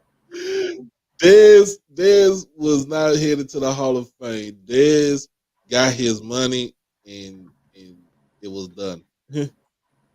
You said he got his money. Yeah. This guy broke off. Dez got over 100, not 100. He got $70 million in that contract. And then the injuries start piling up. At least he's vested, right? That's typically how it goes, right? Yep. You get your bag, and then for some folks, that's not everybody. Let me be fair. It's like when you get a car, right? And you buy the car, you get the car, right? And you had a car and you pay, you pay the note on it, and then after that, once you finish paying the note, the car is yours, and then you see all the issues with said car start happening once you became the owner of the car. So when he signed that deal, it was to me, it was over with. It was over with. Like the injuries started piling up. His style of play wasn't that. His style of play, it was outdated. Like you talking about a guy that's 6'1", 6'2", 220 pounds, and and you know what I'm saying, he plays with a reckless abandon. So the thing about being a Hall of Famer at the wide receiver position, man, it is so hard. Like It's it is so hard. it is stacked, bro. Like, and that's the thing. Like, you gotta have rings, and that's so difficult. That's such a difficult hill to climb. Like, unless you're like the leader, the league leader, all time leader in something. If you ain't got rings, you got to be like Randy Moss or T.O. And even then, you're not first ballot because T.O. wasn't even first ballot, which was wild, by the way. Right. But, you know, so that's how you know it's hard. Like, I literally got a player interview because I said that Steve Smith deserves to be first ballot, but he's not going to get first ballot because of everything else, because of the politics of it all. Because nobody's going to sit down and think about the fact that he's a wide receiver that's under 6 feet tall with the numbers that he has. He's probably the league leader. He's probably the all-time leader in all those numbers for a 5'9" guy. Yeah, Tim Brown, you said Tim Brown never had a ring, but Tim Brown at the time, he was like the third or fourth all-time receiver in he was number 2. Yeah, number two. He was number 2 when he retired. History. And he's like number 4 or 5. He's like somebody, but then you get somebody like Megatron that was a first ballot Hall of Famer. And don't get me wrong, I think Megatron was freaking outstanding, but it's not consistent. You know what I'm saying? Megatron was different, but he wasn't in the league that long. He was a total beast. Yeah, he wasn't in the league that long. You know what I'm saying? But he was first ballot. And I'm like, so Megatron's first ballot, he wasn't in the league that long. And I know he was a beast. But then somebody like a Steve Smith Sr. who actually showed playoff success, like he damn near single-handedly almost took the Panthers to the Super Bowl in 2005. Dude beat the Chicago Bears by himself. Still hunting Lovie Smith to this day. I remember Lovie Smith this job multiple times. Yeah, Chris Dodd. Tim Brown from Dallas. Went to Woodrow Wilson High School, man. Played at Notre Dame. He could play. Like, yes, he was second all-time leading receiver. And Randy Moss and T.O. took over that spot. Like, both of them took over that spot. So Ply said, great facilities and a beautiful campus will blind 99% of parents and student athletes from asking the right questions. What do you think about that statement? Was he lying about what he said, though? He's not lying, but the fact that we have to go and get philosophical statements from Plies says a lot. He ain't lying, but the fact that we had to defer to the Plies is the most hilarious thing I've seen today. And he's a former student athlete too, so you got to realize that. Remember that he was a wide receiver at Bowling Green, so he knows the game. Isn't Plies like 5'4"? Oh, Plies is like freaking 5, like 6 foot, 6'1". Dude was not short. Nah, Plies ain't foolish, man. Plies ain't foolish. Nah, he ain't foolish. I just think it's hilarious. He's funny. He's the voice of reason. Yeah. But the fact that we have to defer to Plies as the voice of reason says a lot. Well, I want to say, I'm not deferring saying he's the voice of reason. What I'm saying is that what he's saying is like, it's true, because you get blinded by looking at a facility, a practice field, a stadium, an arena, but you don't go and look at a classroom. You don't go look at the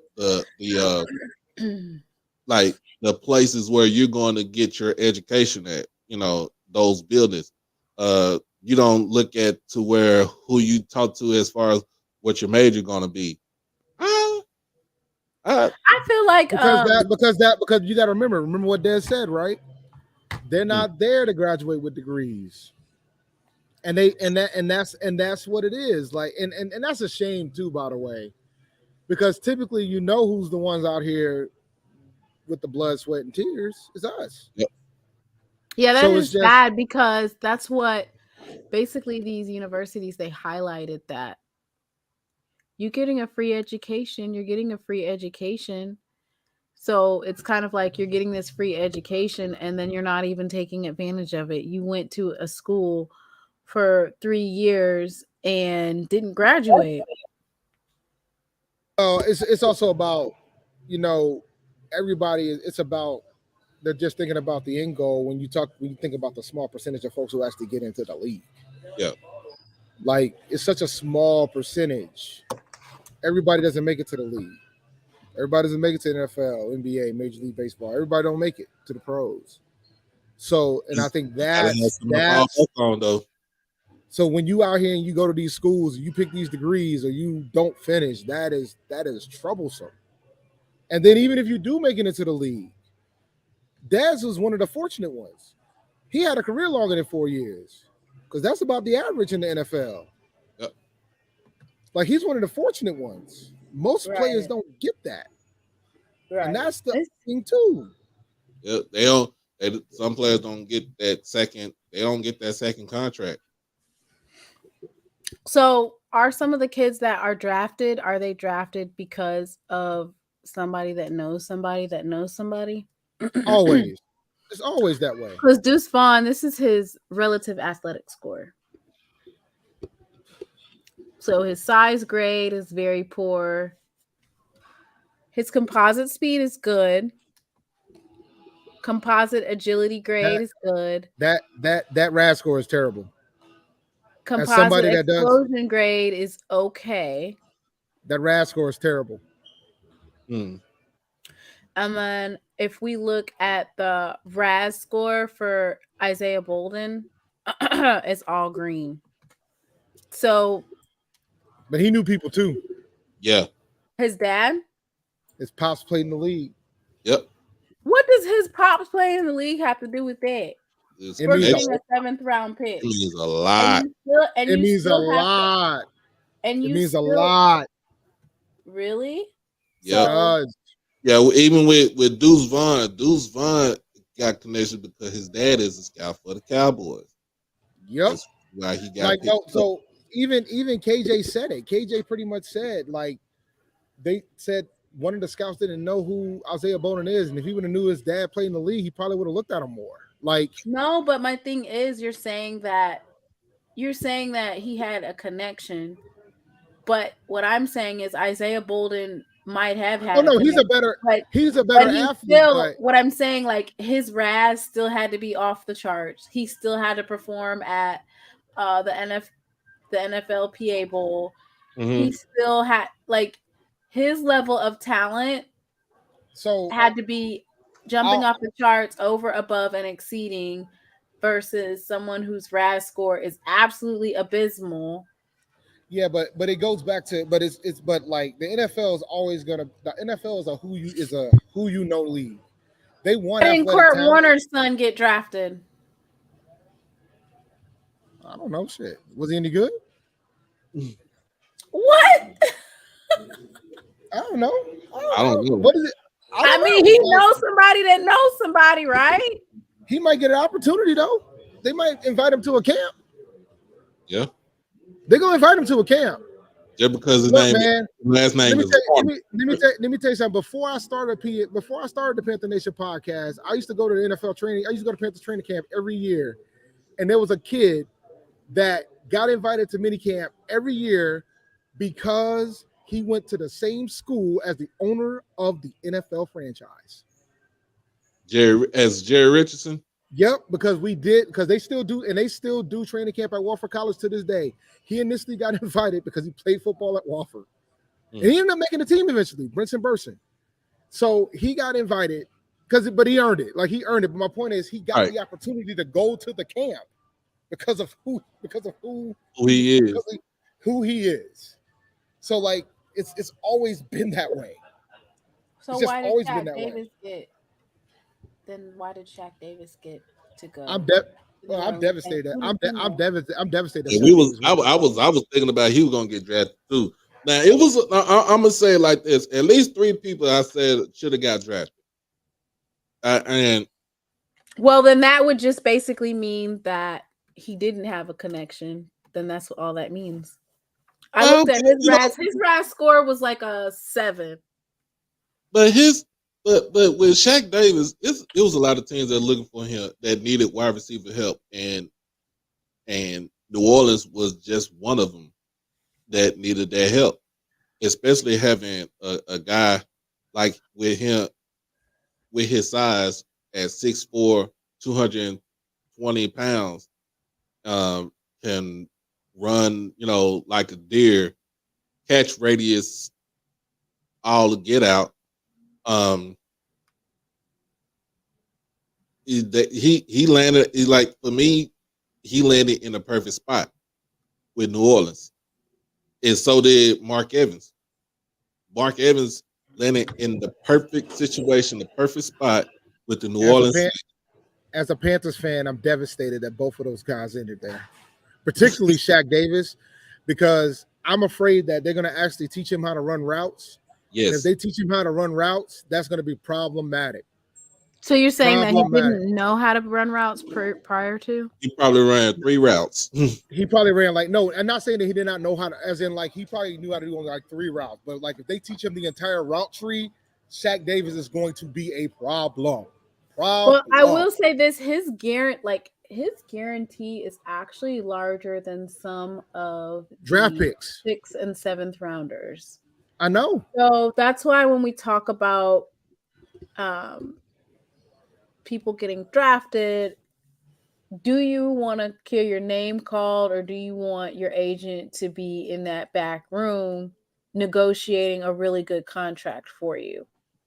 So I guess KJ said that they start negotiating undrafted free agents in the 5th round, I believe, or the 4th or the 5th round. Aubrey Miller was signed before it hit 259. Aubrey Miller but you know what I like about this particular draft? With the other HBCU players last year, it took a couple of days for them to come out and say signed. Now, I don't know if that was due to who their agents were or what, but for the most part, most of our HBCU undrafted free agents were signed relatively within the first couple of hours, but most definitely within 24 hours. It was up to like 19. That is the funniest I've seen all day. What's that? This question right here? Yes. No, he wasn't the best quarterback in the camp. You know who the best quarterback in the camp was, though? All jokes aside. PJ? No. You ready? Sam Darnold. Yep. I was about to say Sam. That's not saying anything at all.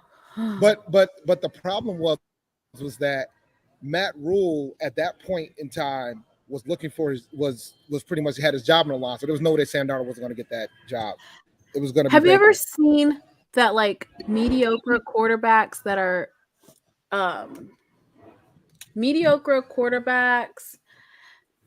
of the inner palm are able to like play backup and just, ride the bench and get millions and millions of dollars riding the bench for years and years and years. Cam Newton couldn't pay somebody to let him play backup. Cam Newton could not. Blaine Gabbert. Is Blaine Gabbert one of them? Blaine Gabbert. But I think he finally went to Missouri. Yeah, he went to Missouri. Blaine Gabbert. I remember when folks legitimately people thought that Carolina should have drafted Blaine Gabbert over Cam. Oh, what about the Peterman? Chase Daniels is from Missouri too. So yeah, but Chase Daniels is from Dallas also. If you're a quarterback and I gotta get that's where Shedeur should have went. Here's the thing that you need to consider about Cam. Cam initially was acting like he didn't want to be a backup. He's starting to backpedal from that now. But initially he was not about that backup life. That's part of the reason why the Patriots made the decision to let him go. And I think that's when he realized that there was a perception of him not being willing to be a backup. I don't think it's that. I think it's also like if the quarterback makes a mistake, it's like putting Cam. Why are you not playing Cam? Like it's always going to be that Cam is over my shoulder type of thing. Until we drafted Bryce Young, they kept asking about why don't we bring Cam back? And I think there's still some folks still out here saying we should bring Cam back. I will always say bring Cam back to sit on the bench and give him a full off season, not put him in there, teach him 2 plays, put him in on 3rd and short. Like, we don't know he's gonna run. Like, come on. All I'm gonna say is this: I'm looking forward to watching the Patriots' demise this season. I'm looking very forward to it. I'm looking very forward to seeing the Patriots' demise this year because now based off of attendance. No, not even the attendance. I'm just looking forward to seeing the mediocrity all year because I think Bill Belichick can coach, but I stand by the fact that they made a mistake letting Cam go. Oh, yeah, Kobe. Shout out to Kobe, man.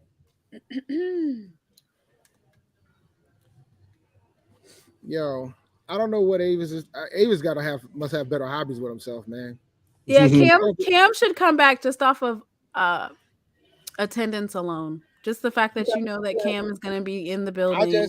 I just remember when he came. I just remember when he came back. Hey, look, it's on my intro. Yo, that's on my intro, so I'm not mad at that part. He couldn't. How could a quarterback do good when you literally sign him and want him to play the next game? Like that. It just the amount of production you guys were expecting out of Cam. If I'm Cam and they are going to sign me, you have to sign me in the off season. You have to sign in the off season. And I think he knows that. But when he came back to Carolina, I said, "This ain't the same Cam. It ain't going to be the same Cam."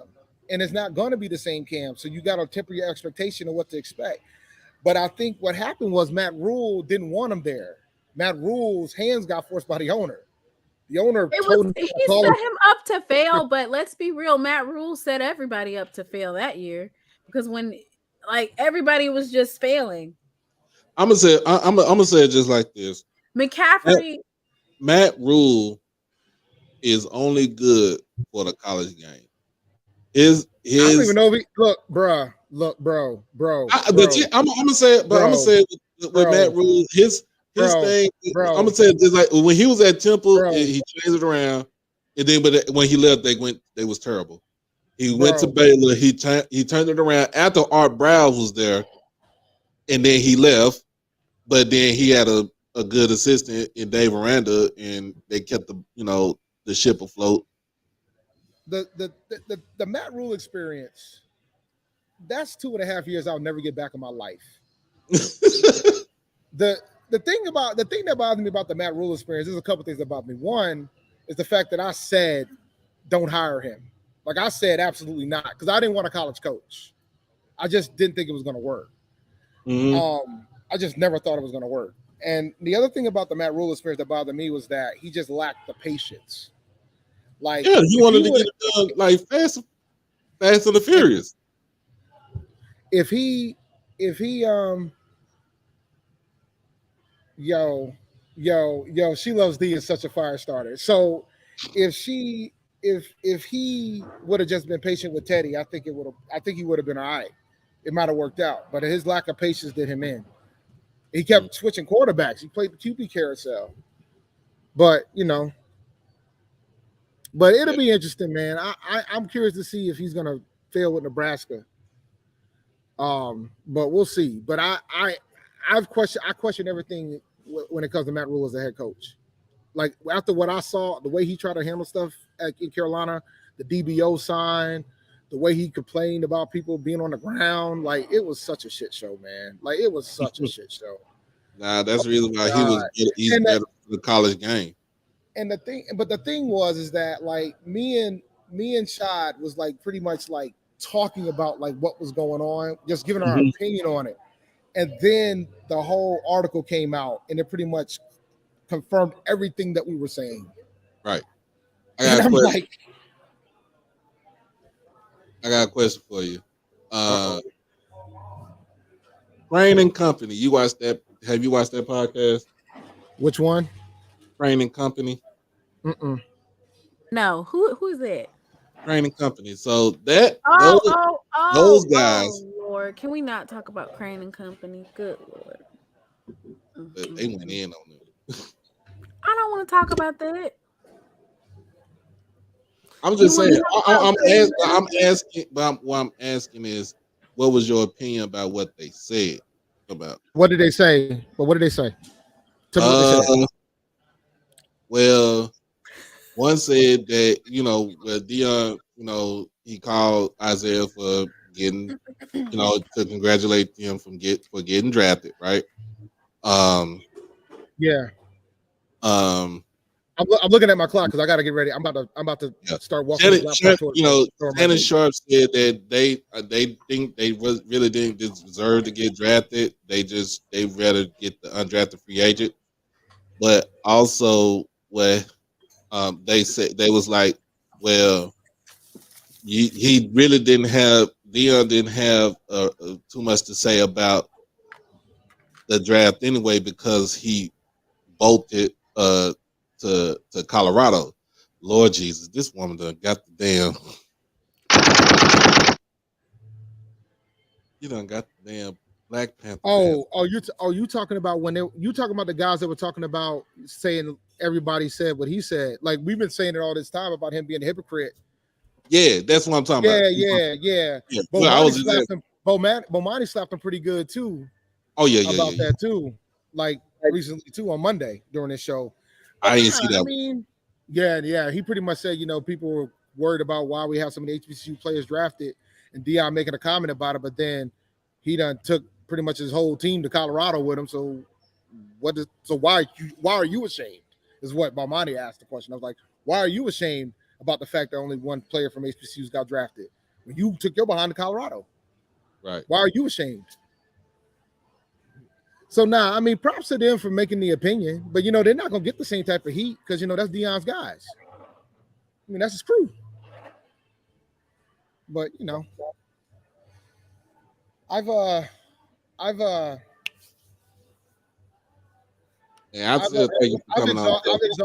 exhausted my Dion quota.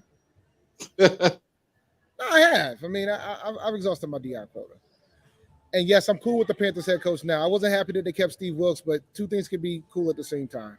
Steve Wilkes can get a raw deal, and they made the right selection for a head coach. He do need to be a head coach again. Who, Wilkes? Yeah. Well, he's gonna become a head coach if he stays in San Francisco. Every defensive coordinator that's been there has got an opportunity to be a head coach. The last two got a job. Yeah. And while they're at it, San Fran gets the third round pick because they keep putting black folks and people of color in that spot. And they keep getting head coaching jobs.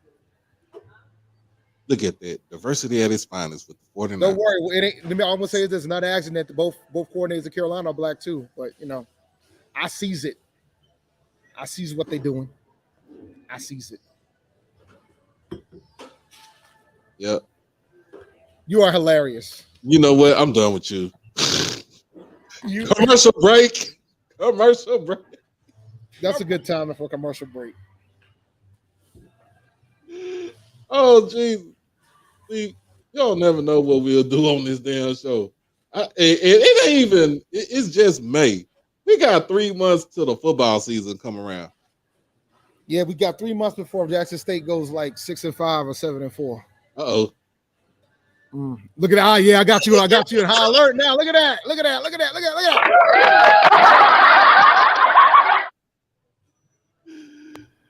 He about to get you. I'm just here to help. No comment. Listen, y'all better not lose to South Carolina State that first weekend. Y'all need to go ahead and y'all got to break the curse. Y'all got to win one of these MEAC SWAC challenges. And because let me tell you guys have been getting dusted in the SWAC MEAC challenge for the last 3 years. What are you talking about? Whoever competes in the SWAC MEAC challenge has been getting their asses beat. Alabama State won. FAMU just won Central beat Alcorn, didn't they? Didn't Central beat Alcorn last time? Didn't FAMU just win? Didn't they just beat South Carolina State? That don't not even last that challenge. Them dude, they was still in the MEAC at the time. Now, come on. You be talking North about Carolina, people North Carolina Central beat Alcorn State in 21. What? North Carolina Central beat Alcorn State in 21. Who won last year? FAMU. Who won the year before that? Alabama State. Howard lost to Alabama State. FAMU hasn't been in the MEAC SWAC challenge in a minute. I think the last time the FAMU was in the MEAC SWAC challenge, FAMU it was in the MEAC last year. Why did FAMU beat South Carolina State last year? Then that was just because that's a natural. That was a natural rivalry for them too. That was a normal rivalry game for them too. So who won last year? It was Alabama State over Howard. Yeah. Remember they had 2 rain delays. Yeah, that was Avis, at- I don't. I'm Avis still like- here, man. I'm here for you. I'm here for you, Avis. I know you like seeing my t-shirt. I'm here for you, bro. Here it is. So you can spell it. I want you to make sure you can spell it properly too. That's spell UNCG East. No, it's not. It's not. It's not. It's not. I promise you. I promise you. If they ever merge the universities, it'll be called North Carolina A&T. East. You need to go ahead and come down and visit the campus. You need to come down and visit. You know, Morris not going to be here next week. You might as well come down and visit the campus. You might as well come down and visit the campus. Ain't that far from Charlotte. You might as well come on down and visit the campus. I heard Johnson C. Smith doing some things down there too. In Oh, Charlotte. they always are, man. Please They always hit the are. transfer portal. Who A&T already hit the transfer portal Christ and went from the MEAC to the Big You South. about to be 0-12 this year. You go. Oh snap! Y'all still got a bet going on. Don't worry. I've already talked to the president of the AAF, man. They looking forward to that. Alabama State ended up being in first place for the SWAC championship. Texas Southern was second with 120 points. Jackson State is third with 116 on the men's side. On the women's side, Prairie View is first, Southern is second, and Alabama State is third, and Jackson State is fourth for the women's side. Yeah. Where does this put us at with the that cup, Commissioner's Cup? We're still ahead in the Commissioner's Cup. By how much? I don't know about how much, but I know we're still ahead with the Commissioner's Cup. Them women going to be at the North Carolina A&T graduation with short dresses and all. Why would they wear a short dress? Morris Morris is there. Morris is there. I wouldn't wear no short dress. It's cold. It's been up and down and cold out here. It was hot today. In Greensboro. It was cold today in Greensboro. It was not hot. I'm wearing a t-shirt. It was man, look, but then again, I live in Rhode Island, so it's like 60 degrees is not cold. What is not a natural rivalry in HBCU football? Ooh, that's an interesting. Hampton versus anybody but Howard. North Carolina A&T versus anybody that's an actual HBCU. That's a joke. You see, you got your jokes. It's fine. You can roll with the jokes. The game was called before it was over. Mr. Haynes, I know you're not over here talking mess. South Carolina State, I don't care if you guys won the Celebration Bowl or that you have the most people in the NFL, or I don't care about none of that. Last year, you guys were 3-8. You should not be talking. That's my thing. You guys that were 3-8. You guys won 3 games. You should. Y'all not were bad be too at some point. Y'all better quit. You should be insulting. You should be insulting folks like that. Y'all were bad at some point too. But the thing is, South Carolina State's the type of school that can go 3-8, and then the next year they turn around and end up winning the whole thing. That doesn't speak good on your conference. That is not a flex. That speaks of the parity of the conference. That speaks on the parity of the No, that's not a flex. Howard and it should be another battle between Howard and North Carolina A&T. Did they split their trophy down the middle since you guys don't have like a SWAC? No, they get two trophies. They get 2 trophies. I took a picture of it. They get 2 trophies. Participation. Howard gets a trophy. Like, because when I went to go tour Morgan State with my daughter, I passed by the 2014 MEAC championship trophy when there were 5 champions in 2014. So they get a trophy. You get a trophy. Everybody get a trophy. That's the way. Everybody get a trophy. It was a nice trophy too. I just thought it was hilarious. I took a picture for Malcolm and everything. Yeah, this is my trophy. This is first place for a No Limit Hold'em poker tournament. But you about that No Limit Hold'em life? The one thing about trophies and tournaments, you can only have one winner. There's only one winner. You can't have 5. Otherwise, it's like Little League. Everybody gets a participation tournament with everybody gets a trophy. Everybody gets a trophy. Yeah, I just saw that was 15 minutes. Everybody gets a certificate of participation. All right, bro. You have a good one. Be careful going back home, man. Nah, I'm good. I'm gonna make it. Worried. I ain't worried. I'm always the last. Cheese, crackers, anyway. and Grey Poupon, Howard University. Ooh. Yo, let me tell you something. I did not repeat that, Mr. Hunt. I didn't mean to Howard's read out that here out winning all loud. them championships, though. Everybody be laughing at Howard. Howard be out here winning all them championships. I'm not Howard's gonna laughing. probably I win just the. want y'all to actually have a championship game to determine who's the champion. Not everybody has the same. Everybody has the same amount of losses, so we Well, But the all that's thing want what to. is, happened. but the That's thing what is, happened if a when you have a school wins all the 16 games, conference. if the school wins, if a school wins all 5 games, they don't have that problem. A school goes undefeated, you don't have that problem. And that's how South Carolina State won it. They went undefeated in the conference. They were the outright champion when they beat up on Jackson State the first time. And for some reason, they thought that they were going to repeat, and they were like, "Okay, it's okay. We're losing to all the Power Fives. Well, It's okay, you guys. Don't fret. Don't get it's funny. discouraged. We're getting beat by Power Fives. The Power Fives is not a true determination on how bad we are." And then they got to conference play, and they kept on losing. Well, the funny thing is, they started 1-4 the year that they won the MEAC. North Carolina A&T better not get blown out by Gardner Webb. I thought Gardner Webb was again. I thought Gardner Webb was an online university. Y'all are over there getting beat by the online university. Gardner Webb is going to the OVC, so they got to deal with Tennessee. Oh no, they lucky. They're doing the merger. They got the merger. Yeah. They got the Big South OVC merger. Hey, brother Bakari. Brother Bakari, what's going on, man? Pull up to Cherokee. I couldn't go this weekend because I would have had to leave on Friday and come right back around on Sunday. I know they have what's not a natural rivalry for HBCU football. I'm thinking of some rivalry. Oh, I can give you one. What's that? A&T and Morgan, A&T and Delaware State. Like a lot of teams within the MEAC weren't considered like rivalries to us. And you can say the same thing for like if you ask Howard alums, a lot of them don't think Morgan's a rivalry. So it all depends on how you look at it. So I just think that Jackson State, we don't have a rivalry either. Everybody just hates on us. We don't have rivalries. We got a rivalry. Shit. We are not a rivalry. Y'all got Southern. No, we are not a rivalry to Southern. Yeah, we got a rivalry. Y'all don't have a rivalry to Sunday? Nope. Come on, guys. Nope. Not. Y'all ain't. Well, you're not a rivalry to Valley. Like our little brother. Avis said that for the Commissioner's Cup, Alabama State gonna catch us with softball and baseball, which they are really good at.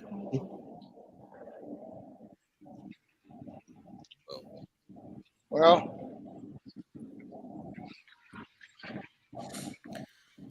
I underestimated how far I was from my gate. We don't understand the MEAC. Why don't you call in and let us know what is it about the MEAC? Explain it to us. Come on, Russell. I put the MEAC. Okay. You want to know? You want to know why the MEAC always beat up on y'all? Jay Anderson, why? Because Southern versus Jackson State is one of our biggest games. No, you said it's not a rival. So why do you need to play them? I didn't say it was. Did I use the word rival? I didn't say rival. No, I said how I said it's one of our biggest games. But, you don't have to have a rivalry in order for it to be a big game. Alcorn versus Jackson State is a big game. Right before the. That doesn't mean that it's a rivalry. Florida A&M versus Jackson State in the Orange Blossom Classic is a big game, and that is not a rivalry. It's not a rivalry. But what you're saying is, but I'm saying, I'm gonna say it like this. What I'm saying about this. So I'm gonna answer this question, Jay. The SWAC has a team in a non-conference game with another SWAC school is because we have 12 teams in our conference, which is split down into divisions. So we have 6 teams in each division. We played 3 teams off the West, and we have to play all 5 teams. We have to play all of our divisional teams on the East. So that means we have to have 8. We have to have 8 conference games. So those other 2 teams, if we don't play them, they fall off. They fall off our schedule.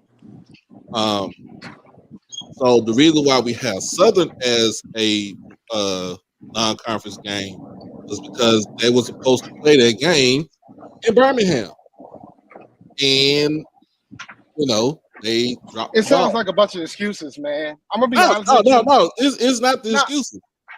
but my I but just my thing is explained always to you guys that it's one of our biggest games, but that does not mean that it's a rivalry. It's one of our but my biggest. thing is It was this. like last season. It was My like thing last is season. So we played Grambling last season, right? We played Grambling on the third game of the year last season. Grambling wasn't on our schedule because before that we already played them. We played them in the spring of 21, so they fell off our schedule for 2 years. my thing has always been when it comes to that type of stuff, you can use those, like, you shouldn't have to have non-conference games within the SWAC. Right. You can like, we understand that there's divisions because you got 6 teams in each region, right? You got an East and a West. You got 6 left teams. the MEAC, so you're how can you speak on this? I can speak on it. I can. You left Yeah, I your know. conference to I die. know. What's up, Chris, And man? What's good, man? I'm trying to help. What's I'm trying to good? help What's you good? explain to you why you guys don't need to have no non-conference schedule. Non-conference games with the SWAC. Listen, you left MEAC to just wither away and die, and you are Nah, we good. flat. We good. We good. Unlike the defectors of the MEAC, we take care of the SWAC.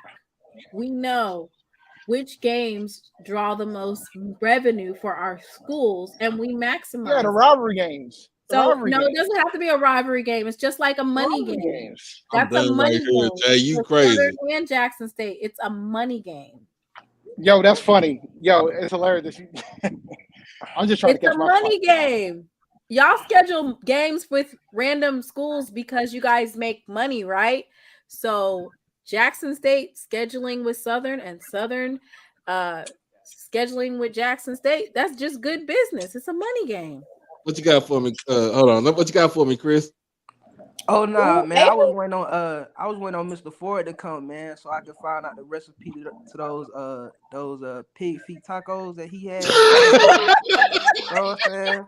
Shout out to Mr. Ford, man. Hey, OG be telling it straight, man.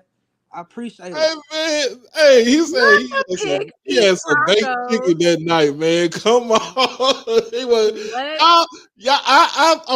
let me tell y'all this. So we finished the show. I was what was that? Monday?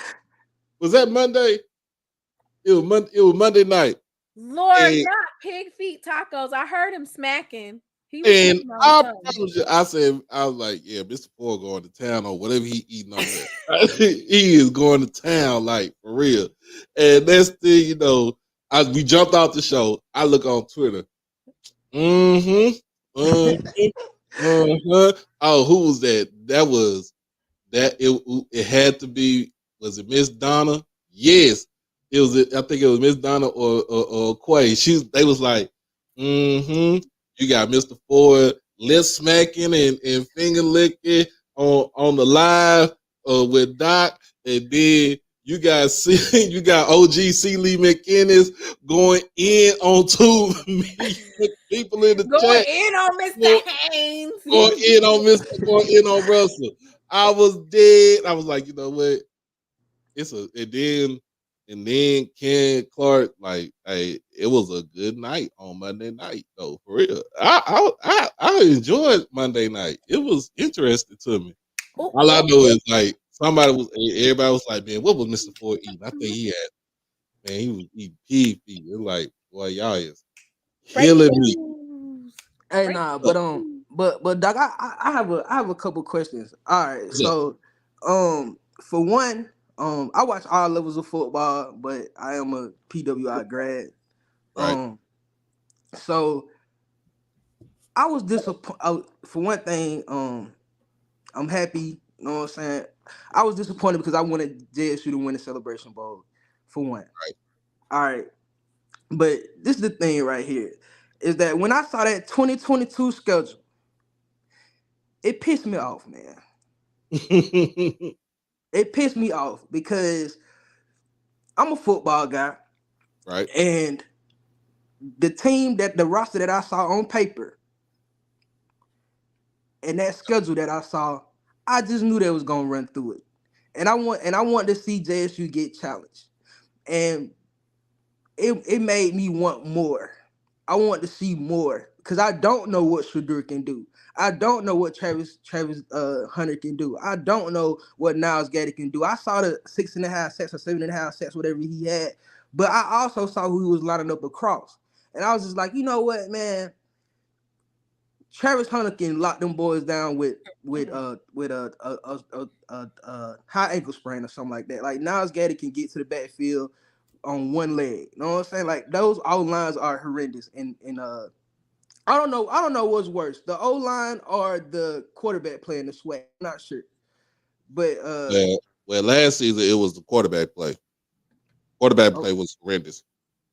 oh, Other than Shador and Musa from FAMU and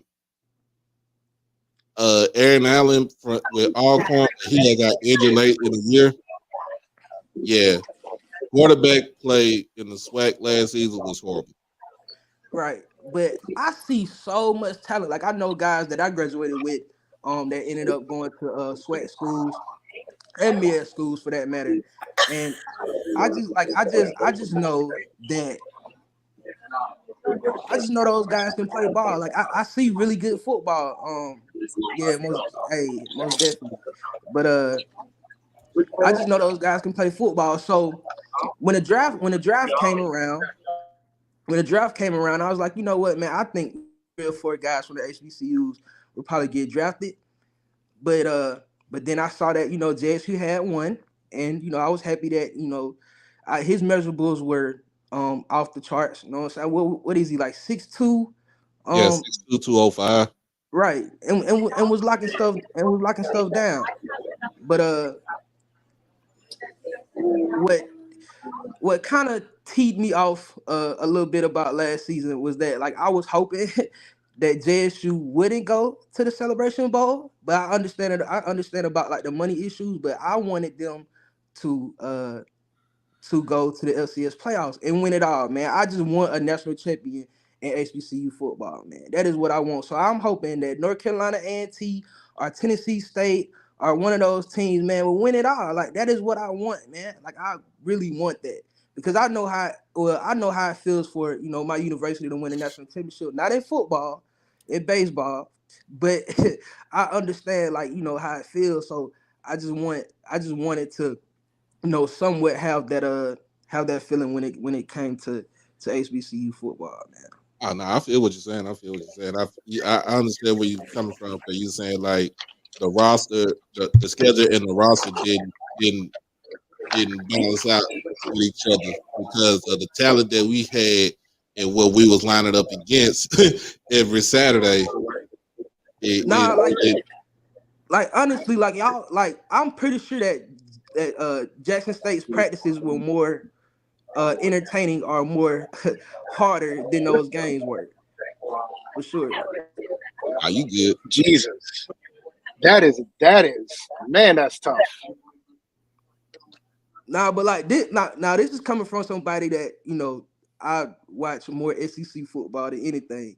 Right. Um, but I'm just like, man, like this is ridiculous. This is ridiculous, man. Like I legit want to see. I legit wanted to see Jackson State play USM or play a ULL or a ULM again or something like that, man. Well, Just to like see what they can do because well, because I know if they wouldn't have won those games, they would have legit like competed. Like it wouldn't have been no blowout, and that's what I wanted to see. But I just wanted to let you know. I don't know if you know, Doc, but this is what's going on in Power Five football right now, as far as like them bringing in recruits and stuff like that. yeah. So basically, a lot of P5 schools, a lot of SEC schools, the in-state guys, they're not really offering them scholarships. Mm, What they are doing, the in-state guys for that matter, they're not really offering them scholarships. Like so, they're getting with the collective, mm-hmm. and like the out-of-state tuition is what, um, like 8 or 9 thousand for a lot of these big time schools. Power Yep. 5 schools.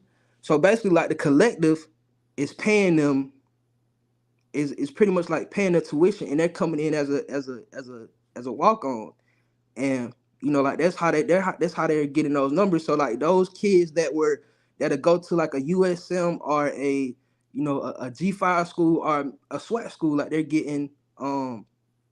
they're pretty much like getting with the collective, and they're paying for their tuition that way to keep those scholarship numbers down. I understand. I see what you're saying. First, hold on before we can do that. First of all, Mr. Barnes, you from Rolling Fork. Prayers to y'all. Prayers to the city, Rolling Fork, Mississippi, y'all. I know y'all getting yourselves back together again. And of course, I ain't never heard of pig feet tacos either. So I ain't never heard of pig feet tacos. Mr. Ford had some baked chicken, and I think he had some cabbage and some other stuff. So, but it was good as hell. So that's what he was on the live, just going to town on the plate. So that was Mr. Ford. The other thing about what you said was, um, the other thing about what you said was the fact that I would rather the schedule versus um the roster that we had didn't too much even out, it didn't equal up to what you thought we would have had, what we're going to be. Now, I would say this as far as about playing other schools. If USM would have put us on the schedule last season, You would have beat them. we would have dog walked them in Hattiesburg. No Facts. doubt about it. We would have dog But walked. we'll never know, Doc. That's the thing. Yeah, we would never know. But but I'm just saying, it was just saying. But we would actually see what we do this season where we play Texas State, which is our FBS opponent for this season, and then next season we got ULM on our schedule again for next season. The thing about that is, I just wish it would have been with Shador being the quarterback, Right. instead of with what we have right now. Not taking anything away from my team, not taking anything away from TC, TC Taylor or anything like that. But if I would have thought that Shador would have stayed here and he'd be spinning the ball from an HBCU instead of from a so-called Power 5 in Colorado. But that's neither here nor there. Are you feeling better about the quarterback now? Because the last time we talked about the quarterback, you were not. I still feel better. I feel better about my QB. I feel better about my QB. I mean, this is my thing. Why would you not feel comfortable about a QB who has a decent percentage completion rate against a Power 5 such as Florida, and he's coming to the SWAC? Because it's a new coaching. Because it's a new coaching staff. It's a new scheme. It's a new everything. It's a whole different. Maurice Harris, the offensive coordinator, is perfect for that scheme. Perfect for Jason Brown. Hey, Coach Hart, the same way that Shador, we are going to see Shador's completion percentage decrease because of the play that he is. He's in the Pac-12, so his completion percentage may decrease a little. We should, by that same token, see Jason Brown's percentage completion increase. That's just logic. Well, we'll see. We're gonna see. It's a wait and see. It's a wait and see. Is that the same? I want to be. Go ahead, Chris. Though, no, you got it, bro. Is that the same Maurice Harris that was the tight end coach at Ole Miss back in the day? Yep. Yes. That got Evan Ingram drafted. Yeah. That was at Liberty. Yeah. That got Malik Willis drafted based off of the schemes that they were running. I think TC might need to call them plays, man. Whoa. Yeah. See? I mean, No. I think. Did you see Liberty's offense last year? Yeah, but I also know guys that was in the tight end room at Ole Miss, and they don't really say too good of You know tight ends from all the way from when Evan Ingram was drafted. Wasn't Evan Ingram the first round pick? I know tight ends all the way at Ole Miss from like 09. So I remember when Coach Freeze came to Ole Miss in 2012, and he brought all those guys in. I'm not saying he's not a good tight end coach, because he is. But and then again, that was 2012. That was over a decade ago. Right. He could have. That's just my opinion on him. I'm pretty sure he got better, but I've never known him to call plays. I just know that it was a couple assignments, a couple things that was told to some tight ends in key games at Ole Miss. And what are you talking about? From 2012? From 13 years? From, it was 11 years ago? Yeah, it was some things. It was some things that Maurice. That what does Ole Miss from 11 years ago have to do with 2023? I'm just saying that he fumbled on a couple things that he told some guys. That's it. That wasn't right, and that they got called out in film because Maurice Coach Harris told him the wrong thing. Yeah, I'm gonna say it like this. That was 10 years ago. So I'm gonna keep it funky. That was 10 years ago. So it's 2023. He's the offensive coordinator for Jackson anyway. So I wouldn't give much. But he did 11 years ago. Drafted. He did get EE drafted, but Evan Ingram was a hybrid. You know what I'm saying? He was. If he gets somebody drafted in the first round, I'm pretty sure that just speaks for itself. Like, there's nothing. It doesn't really make any sense what anybody else says, because at the end of the day, he got somebody drafted. And at that point in time, when Evan Ingram was drafted, he wasn't the offensive coordinator. He was the tight ends coach at that point in time. Right. I mean, I've never known Coach. Maybe the other tight ends that didn't get drafted, maybe they was feeling kind of salty, throwing salt and hating because one person got drafted and they didn't. Who knows? You got Dawson Knox drafted. So I'm gonna put it just like this: football season needs to hurry the hell up. Look, it's May. Football season needs to hurry the hell up. We talking about like 4 months at this point, bro. We talk about a whole bunch of stuff in May right now. We are waiting for football season to start up. August 26th can't get here no faster, bro. Like, for real. So what's the over and under for JSU this year? As far as what? They said they're going undefeated. Yeah, they said they're going undefeated, right? I'm gonna have to be realistic. You just need to win 3 games. What, to get the donation? Yeah, to get the donation from you. Yes, that's all I need.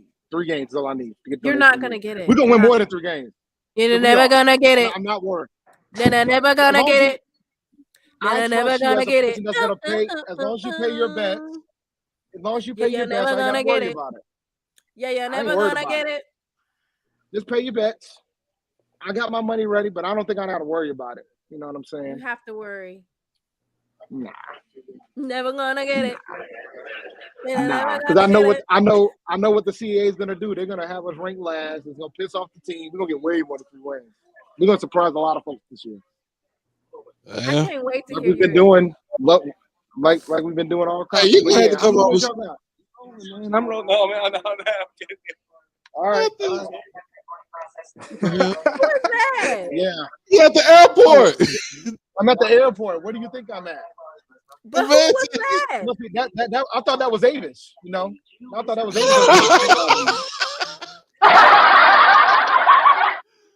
Oh, Jesus. Right. So I have one more question, and then I'll get off. But how many wins before I go out here? Because I do got to board my plane now. So. All right, man. Be careful, bro. Nah, it's fun, man. I know I'm getting a lot of scares today, but it's fine. What's up, man? What's up, Chris? Like a lot of folks on board. All right, so I have one more question. I just want to know, do you guys ever see HBCU winning the LCS national championship, or would you guys move up before you get to that point? The only one that did was FAMU. That's it. And I don't think nobody will because, man, look, the only thing, I'm going to just be real honest with you. I'm going to keep it funky.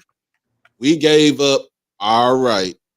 We gave up our bid to get in that LCS playoff because it was just not right for us. It wasn't right for us. We gave up our bid as a conference in 1999. Now, just the sheer thought of FAMU going in as a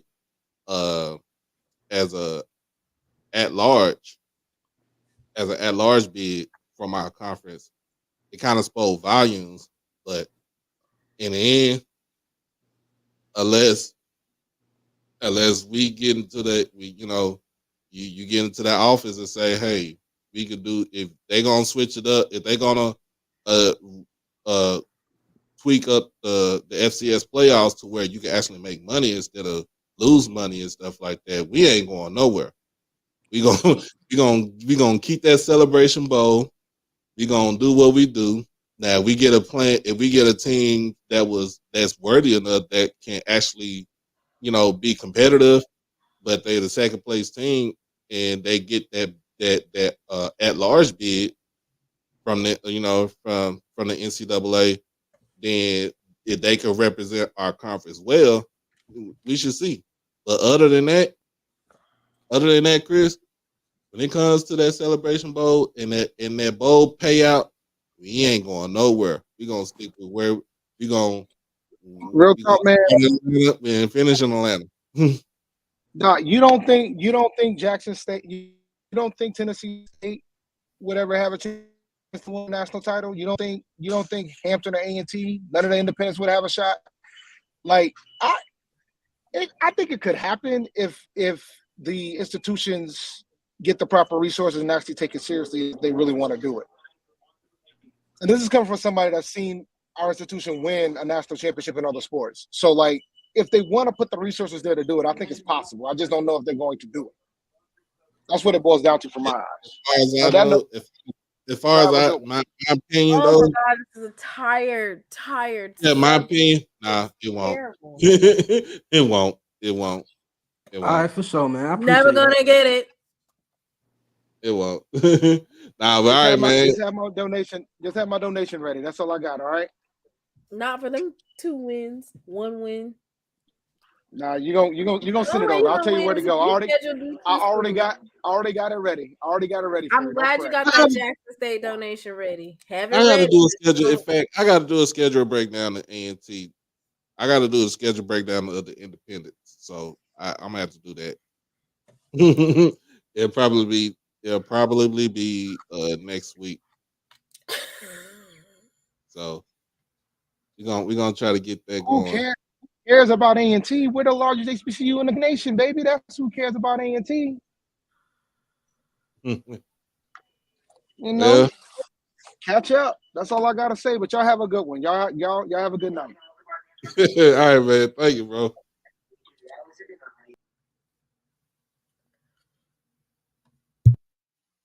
That was fun. That was fun. Got through the night. Got through the show.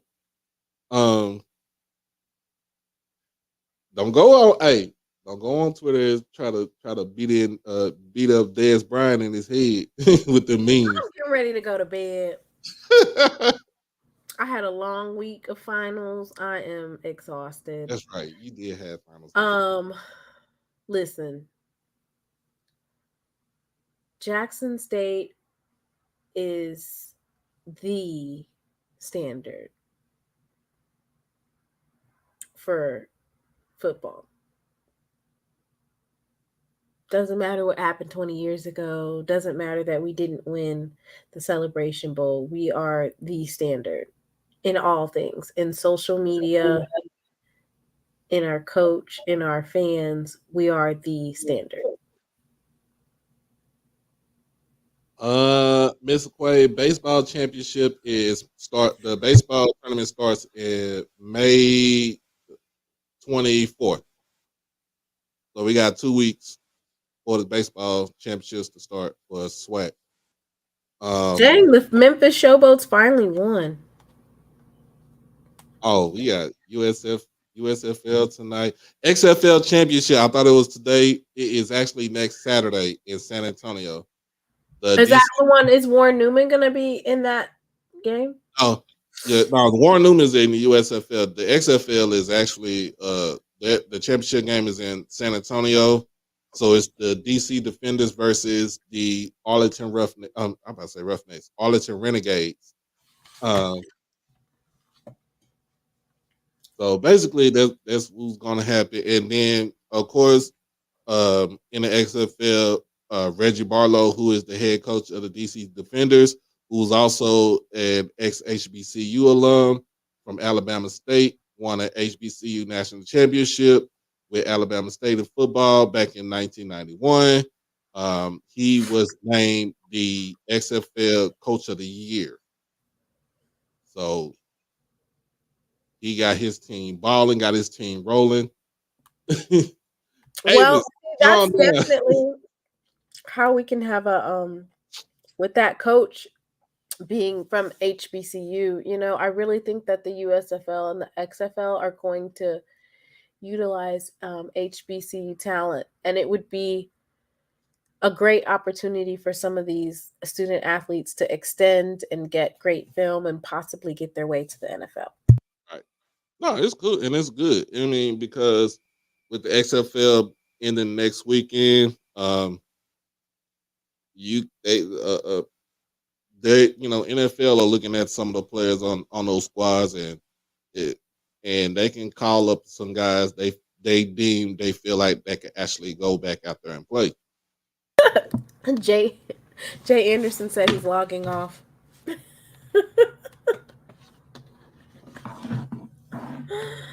Oh Lord, he doesn't like that I said that Jackson State's the standard. Now, Mr. Anderson, you know this is a Jackson State preferable. Stop playing. Right. Now, and on that note, I'm logging. Aw, Jay, why are you leaving, Jay? So let me get my note. I think I had a I ain't say come to Jesus moment. I had my testimony the other day, yesterday. So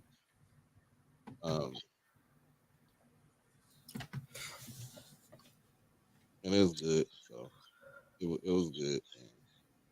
Mr. Haynes said, "You in school? What's your APR joke?"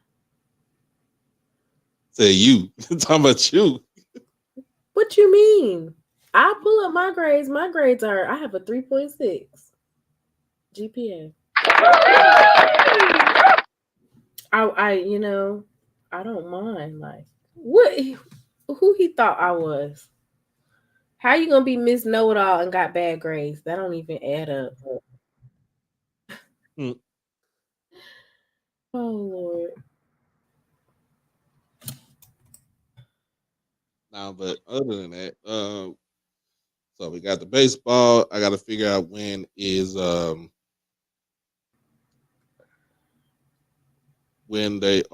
gonna let us do media day to fill out for media day for the SWAC.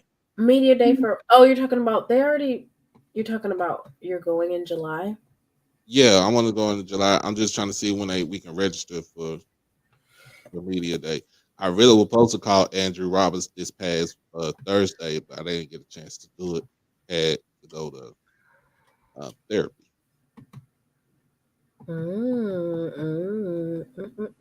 So I probably will call him on I will call him on Tuesday since I'm off Tuesday. Mr. Haynes needs to give me $2 for every A that I have. It sounds like when you a little kid, I give you $2 for every A that you get.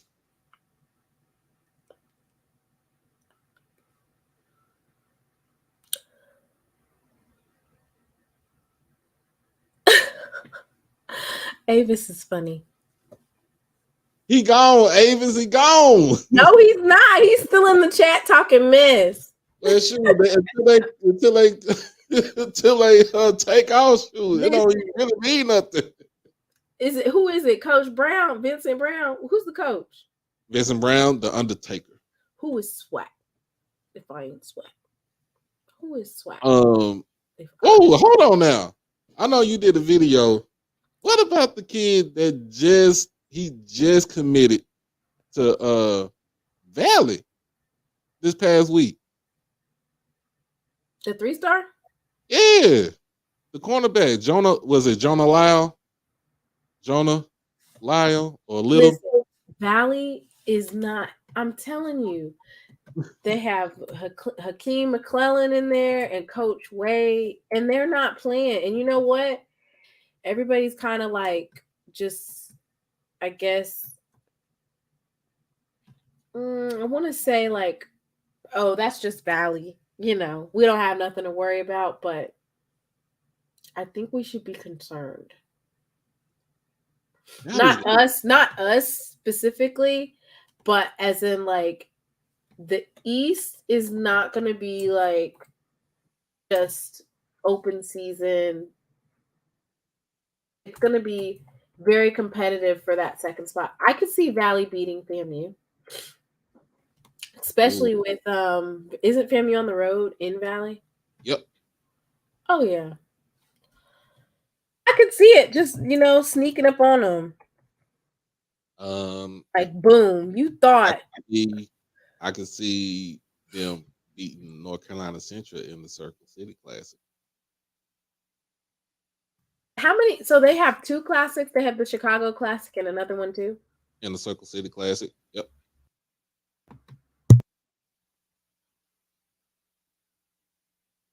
Oh, excuse me, I had to sneeze. Okay, let's see. I'm gonna see if I can find where it said that the 3-star committed. Like, oh, he committed. Oh, let's talk about this mega camp that they got going on. This is what I want to see right here. Yeah. Okay. The Valley mega camp. I got sidetracked when Panthers Talk came on here. So over 40 colleges will be in attendance. See, this is what I like is, the mega camp that's put on by Valley, and then you have the various they're actually allowing community college and transfer portal prospects to come that are fall semester eligible. Mm-hmm. So that means if it's almost like you're trying to walk on, but you're walking on with the ability to have multiple community colleges and colleges just in 4-year universities that, their coaches are going to be at this camp looking at you. Right. Mr. Haynes, I will never enter to the transfer portal ever. It won't happen. Transfer portal is closed.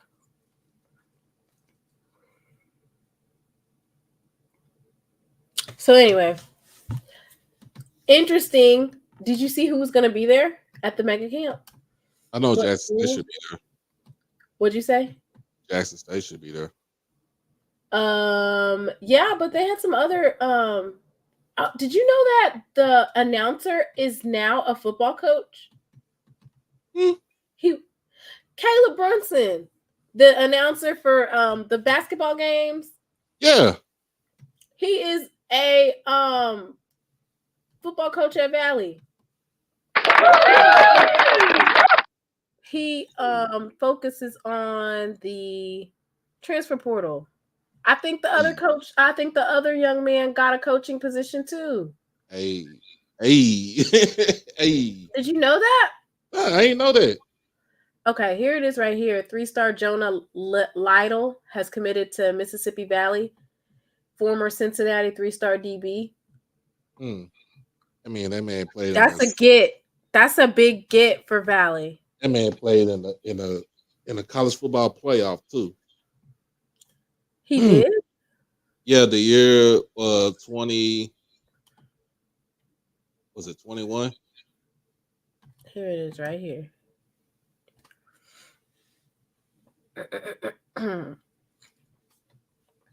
So I think that it's definitely going to be a dog fight on the East this year. Like it's just not it's not going to be like everybody separated. Cuz Valley's not going to lay down. Like don't sleep on Valley, and I think a lot of people are. I don't think they're gonna sleep on Valley. I don't think some people.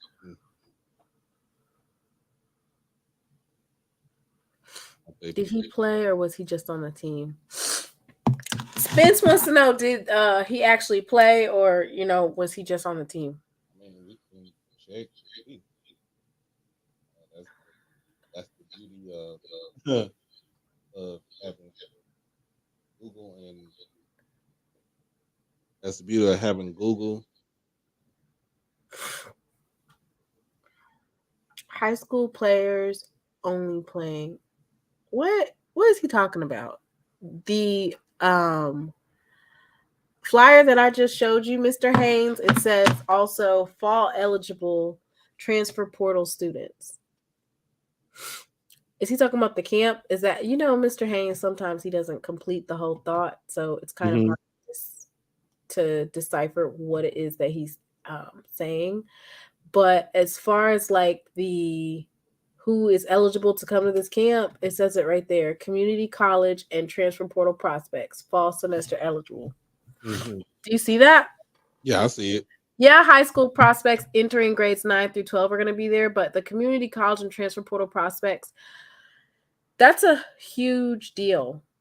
There's a lot of country boys that, they know how to play football and they might not have met the deadlines to enter in or have access to send their film to certain coaches, so they'll be able to compete at this camp. So, are you a JSU fan or no?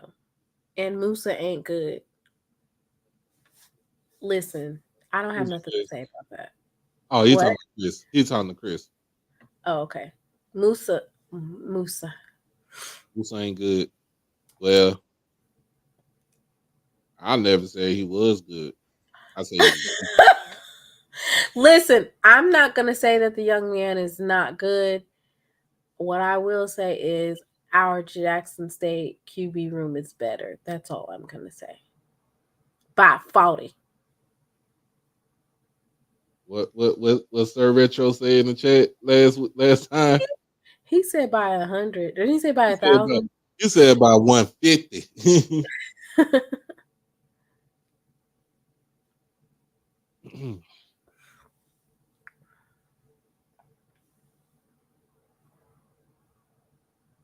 There you go, Mr. Carey. But anyway, what you got up for next week? Interview, like I said, interview on Monday with Al Young, former Jackson State DB. I'm trying to get some more interviews in, and pretty much that's it. I know I gotta have a talk to a couple of people as far as trying to get this channel more sponsors for the channel. And also trying to figure out some other stuff that I got going on that's coming up, and as far as dealing with the channel. June, I know UNT North Texas is having a mega camp also here in at UNT, and Jackson State is one of the participants, and Valley is one of the participants in this mega camp. So me and Coach Simmons, if you don't know who Coach Simmons is, he does a lot of videos on YouTube, like real cool guy. He's from Austin, HBCU grad, Houston Tillerson University. So we gonna probably meet up June 9th in Denton, Texas, so we can see what's up with the camp and see if we can talk to some coaches and stuff. and that's in June.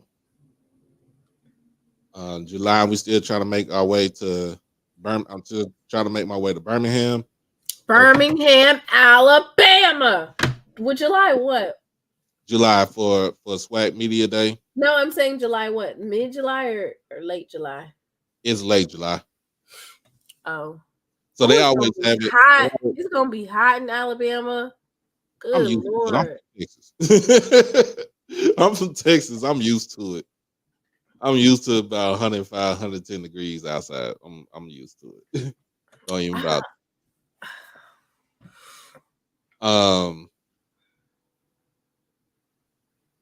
But yeah, I'm trying to get some more people to come on here. I'm gonna try to see if I can get Mark Washington on the show. He used to be quarterback for Jackson State when I was in school at the time. So I'm trying to see if I can get the get my guy up here on the show.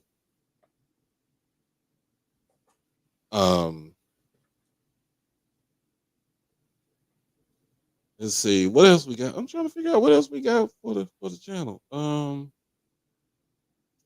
Hopefully come up with something real soon. I want to do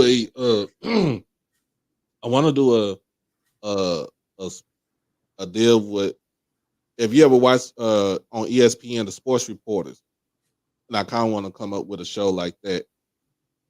I've never seen that show before. Yeah, he used to come on he used to be all the good reporters for ESPN. I want to try to do a deal like that. You got Dave said the Golden Boot got Sam Washington, North Carolina A&T ex head football coach, is going to be on the Golden Boot. Shout out to, gonna do shout outs. Make sure y'all hit the donation button. Make sure you donate to the Cash App. Also, a shout out to everybody that's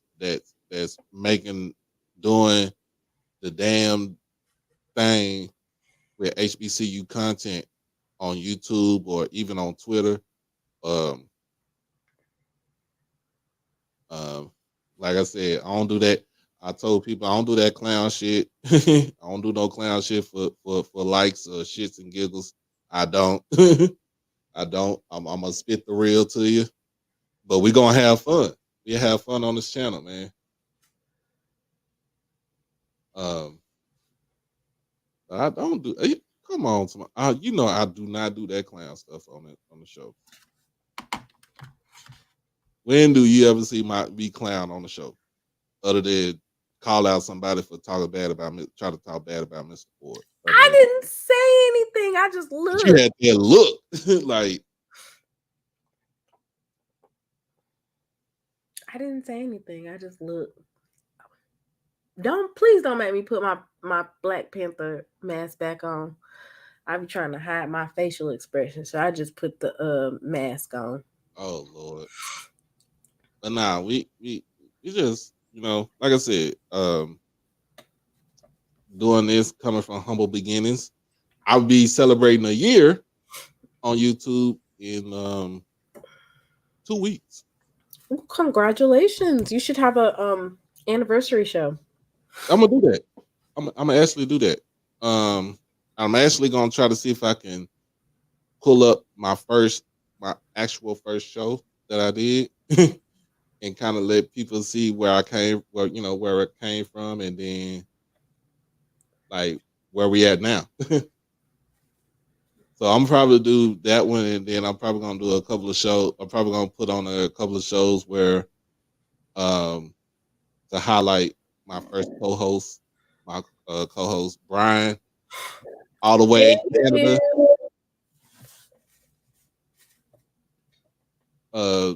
Brian in Canada, and then my boy Sean with Tennessee State. Excuse me. Trying to get them on the show so we can celebrate, because man, without, like, for real, without them, like, I don't think I could do the show by myself, like, truly. I mean, I can, but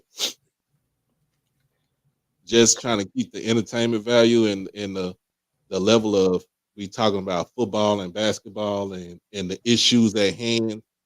Like, you know, I'm trying to bring them back on, and it's not. It's cool. Yeah, we was on for a brief moment last week. So What do you think about the news reporter, the sports reporter who called the Negro League Museum? yeah, I I had to do Beep. I had to League. do a double take on that, and I'm like, dude, did not even bat an eye. I'm like, what the hell? The other dude didn't bat a eye either. Like, He ain't bat not one eye. so easily. Yeah, that was a shame right there, but I think they're gonna get reprimanded with that. They'll get called to the carpet. They'll get called to the carpet. So, I just say this for folks that don't know anything about HBCUs: make sure you do your research before you start spitting out misinformation. Oakland athletics announcer, yeah. He went to the Nigger League Museum. He got suspended, if that's okay with you guys. The Oakland A's right now are terrible. No, for real. They are terrible. They are last in the AL West in our division in baseball. They are terrible. I think they only won like 7 games right now. And we are in early May. So we ain't even hit a third. We ain't even hit a quarter of the season. So they are terrible.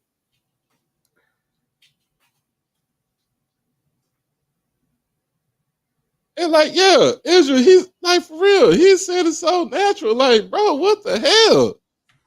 That's what you know what? That's what they call it.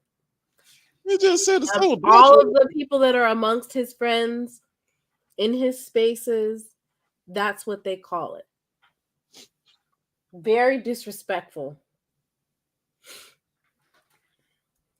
We are under a severe thunderstorm watch here in Dallas. So I know when I get off of here, what I'm going to do is cook my chicken.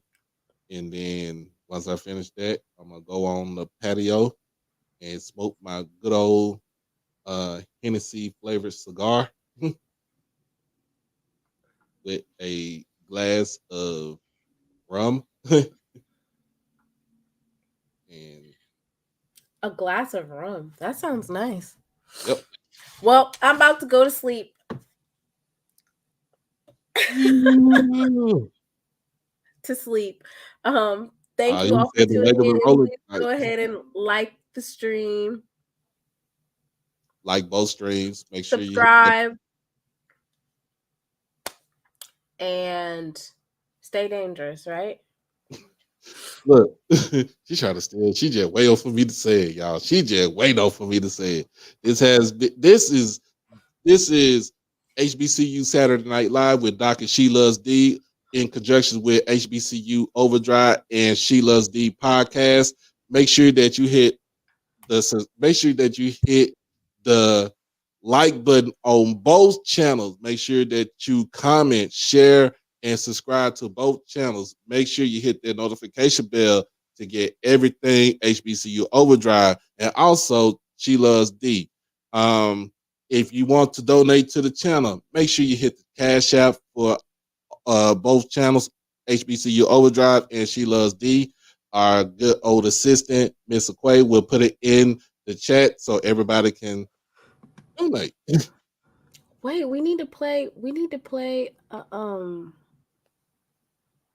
a video. What's video? A Jackson State music on the way out. Maybe hold on. You got some? I ain't got some, but I'm a pull some and we can listen to the.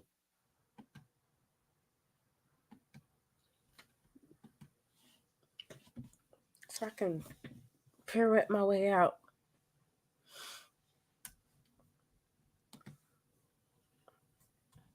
Do you think the Lakers are gonna lose? I think they're gonna lose. Are they losing yet? They say Avis say they rolling right now. Oh God.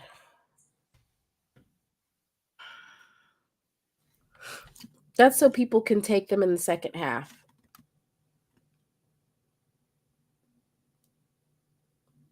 Yeah, I'm still mad about how they beat Memphis.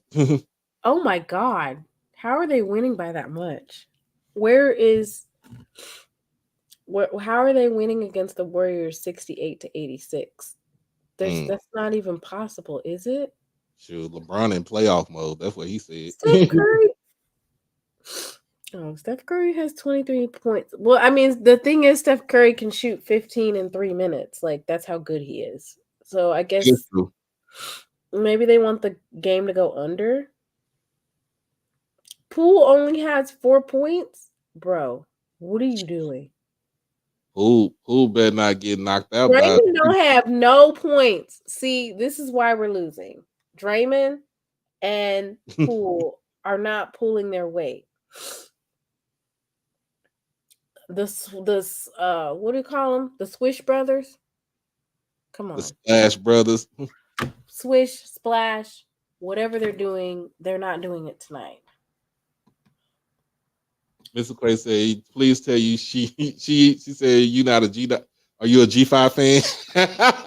Please tell me you're not a G5 fan. A Golden State fan. She meant Golden State. Oh, through and through.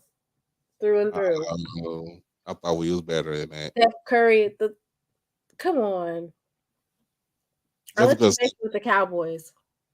I'm a Cowboys fan through and through. I love it. I know, but I let you make it with the Cowboys. Yeah, you did. We about to in years. Get our intro. We got to get our outro music. Before was that when NBA Hang Time came out? NBA Jam.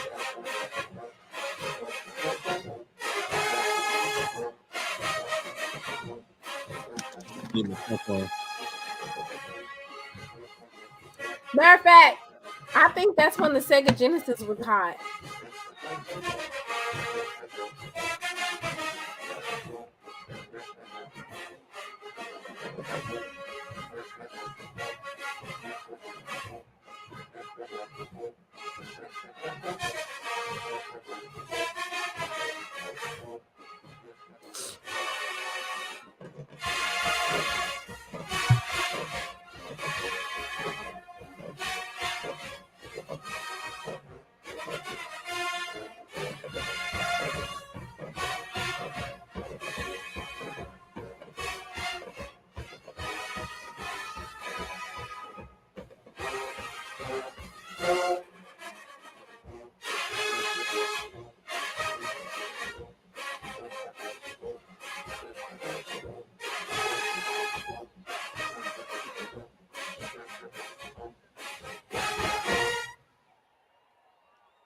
And on that note, everybody be blessed. Everybody stay safe. And everybody stay dangerous. Catch us back on Monday night. We out this thing. Peace.